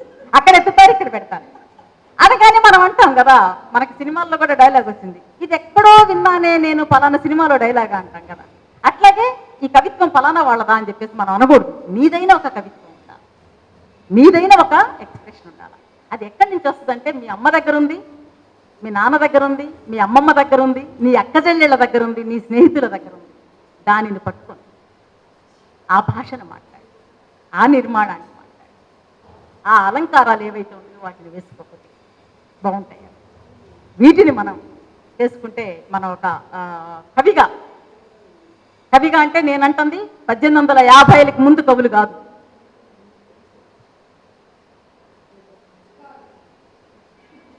ఆ కవులు కాదు కదా, ప్రజా కవులం అవుతాం, జనానికి ఉపయోగపడే కవులు అవుతాం అనమాట. అందుకని నేను నిజానికి కొంత వర్క్ మనం చేసుకుందాం కలిసి కూర్చొని అని అనుకున్నాను, కానీ మనం లంచ్ తర్వాత మీట్ అయ్యాం కాబట్టి కూర్చోండి దయచేసి, అక్కడ నలుగురు కూర్చోండి అంటే అక్కడ నలుగురు పడుకుంటారని నాకు అర్థమైంది. అందుకని మనం ఆ ఎక్సర్సైజ్ మానేసుకున్నాం. కాబట్టి నాకు ఇంత మంచి అవకాశాన్ని, ఇంకా నేను చాలా విషయాలు ఉన్నాయి ఒక దాంట్లో, కొన్నిసార్లు సార్ కొన్ని టచ్ చేశారు కాబట్టి రిపిటీషన్ లాగా ఉండకూడదని నేను కొన్ని విషయాలు మాట్లాడలేదు. ఇది కవిత్వం మనం ఇష్టపడదాం. మనం కవిత్వాన్ని ఇష్టపడాలి అంటే కవిత్వం నిన్ను పట్టుకుంటుంది, నువ్వు కవిత్వాన్ని పట్టు. నేను కవిత్వాన్ని పట్టుకుంటా అంటే జారిపోతుంది. అది కూడా నిన్ను పట్టుకోవాలి. ఒక్కొక్కరికి ఒక్కొక్క ఇంట్రెస్ట్ ఉంటుందండి. నేను చాలాసార్లు యూట్యూబ్లో చాలా వంటలు చూస్తాను, అప్పుడప్పుడు ఒక్క వంట కూడా నేను చేయలేను. ఎందుకంటే నా బేసిక్ ఇంట్రెస్ట్ వంట కాదు, నాకు లేదు అందులో, నా చిప్పు లేదు, వంట చేసే చిప్పు లేదు నాకు, చిప్పు మిస్సింగ్ అంతే. అందుకని కొంతమందికి కొన్ని ఉండవు, ఇష్టం ఉండొచ్చు. ఏదంటే ఇదిగో యూట్యూబ్లో చూసినట్టు అలా ఇష్టం ఉంటే కవిత్వం చదువుకుంటాం. 10 యూట్యూబ్ 100 సార్లు చూసిన తర్వాత ఒక్కటన్నా ట్రై చేస్తాం కదా, అది సక్సెస్ అవుతుంది. అందుకని కవిత్వం చదవటం ఇష్టమైతే చదవండి. ఒక రోజుకి ఖచ్చితంగా మనం కూడా కవి అవుతాం. స్కిల్లే కవిత్వం అనేది. మనం పాత రోజుల్లో పుట్టుకతో కొన్ని వస్తాయి అంటారు కదా, అవన్నీ తప్పండి. ఈ ఒక్క మాటే చెప్పి నేను ముగిస్తాను. చాలా మంది అంటారు బై బర్త్ కొన్ని వస్తాయి అని అంటారు. పుట్టుకతో వచ్చిన బుద్ధులు గొడకలతో పోతాయని సామెత ఉందా? ఉంది. అప్పుడే పోతాయని అంటారు కదా, అవన్నీ తప్పు. దొంగ కొడుకు దొంగ అవుతాడు, తప్పండి. అది అభ్యుదయ సాహిత్యం దానిని ఖండించింది. ఏమిరా ఇంత గౌరవనీయమైన కుటుంబం నుంచి వచ్చావే, దొంగతనం ఎలా చేసావు? మీ నాన్నగారు ఫలానా, మీ తాతగారు ఫలానా అంటే వీడు దొంగతనం చేశాడు. వాళ్ళ నాన్న వేరు, వాళ్ళ తాత వేరు, వీడు వేరు. అందుకని చెప్పేసి మన వంశంతో ముడిపెట్టి చూడకూడదు. అలా మన వంశంతో కనుక ఎవరన్నా మనల్ని ముడిపెట్టి చూస్తే అది మంచి అయినా చెడైనా తప్పే. మీ తాత చెప్పులు కుట్టుకున్నాడు, మీ నాయన కుట్టుకున్నాడు, నువ్వు చదువుతావా? కావాలంటే ఒక చెప్పుల షాప్ పెట్టించుకోపో అని అంటే అది ఎంత అవమానమో.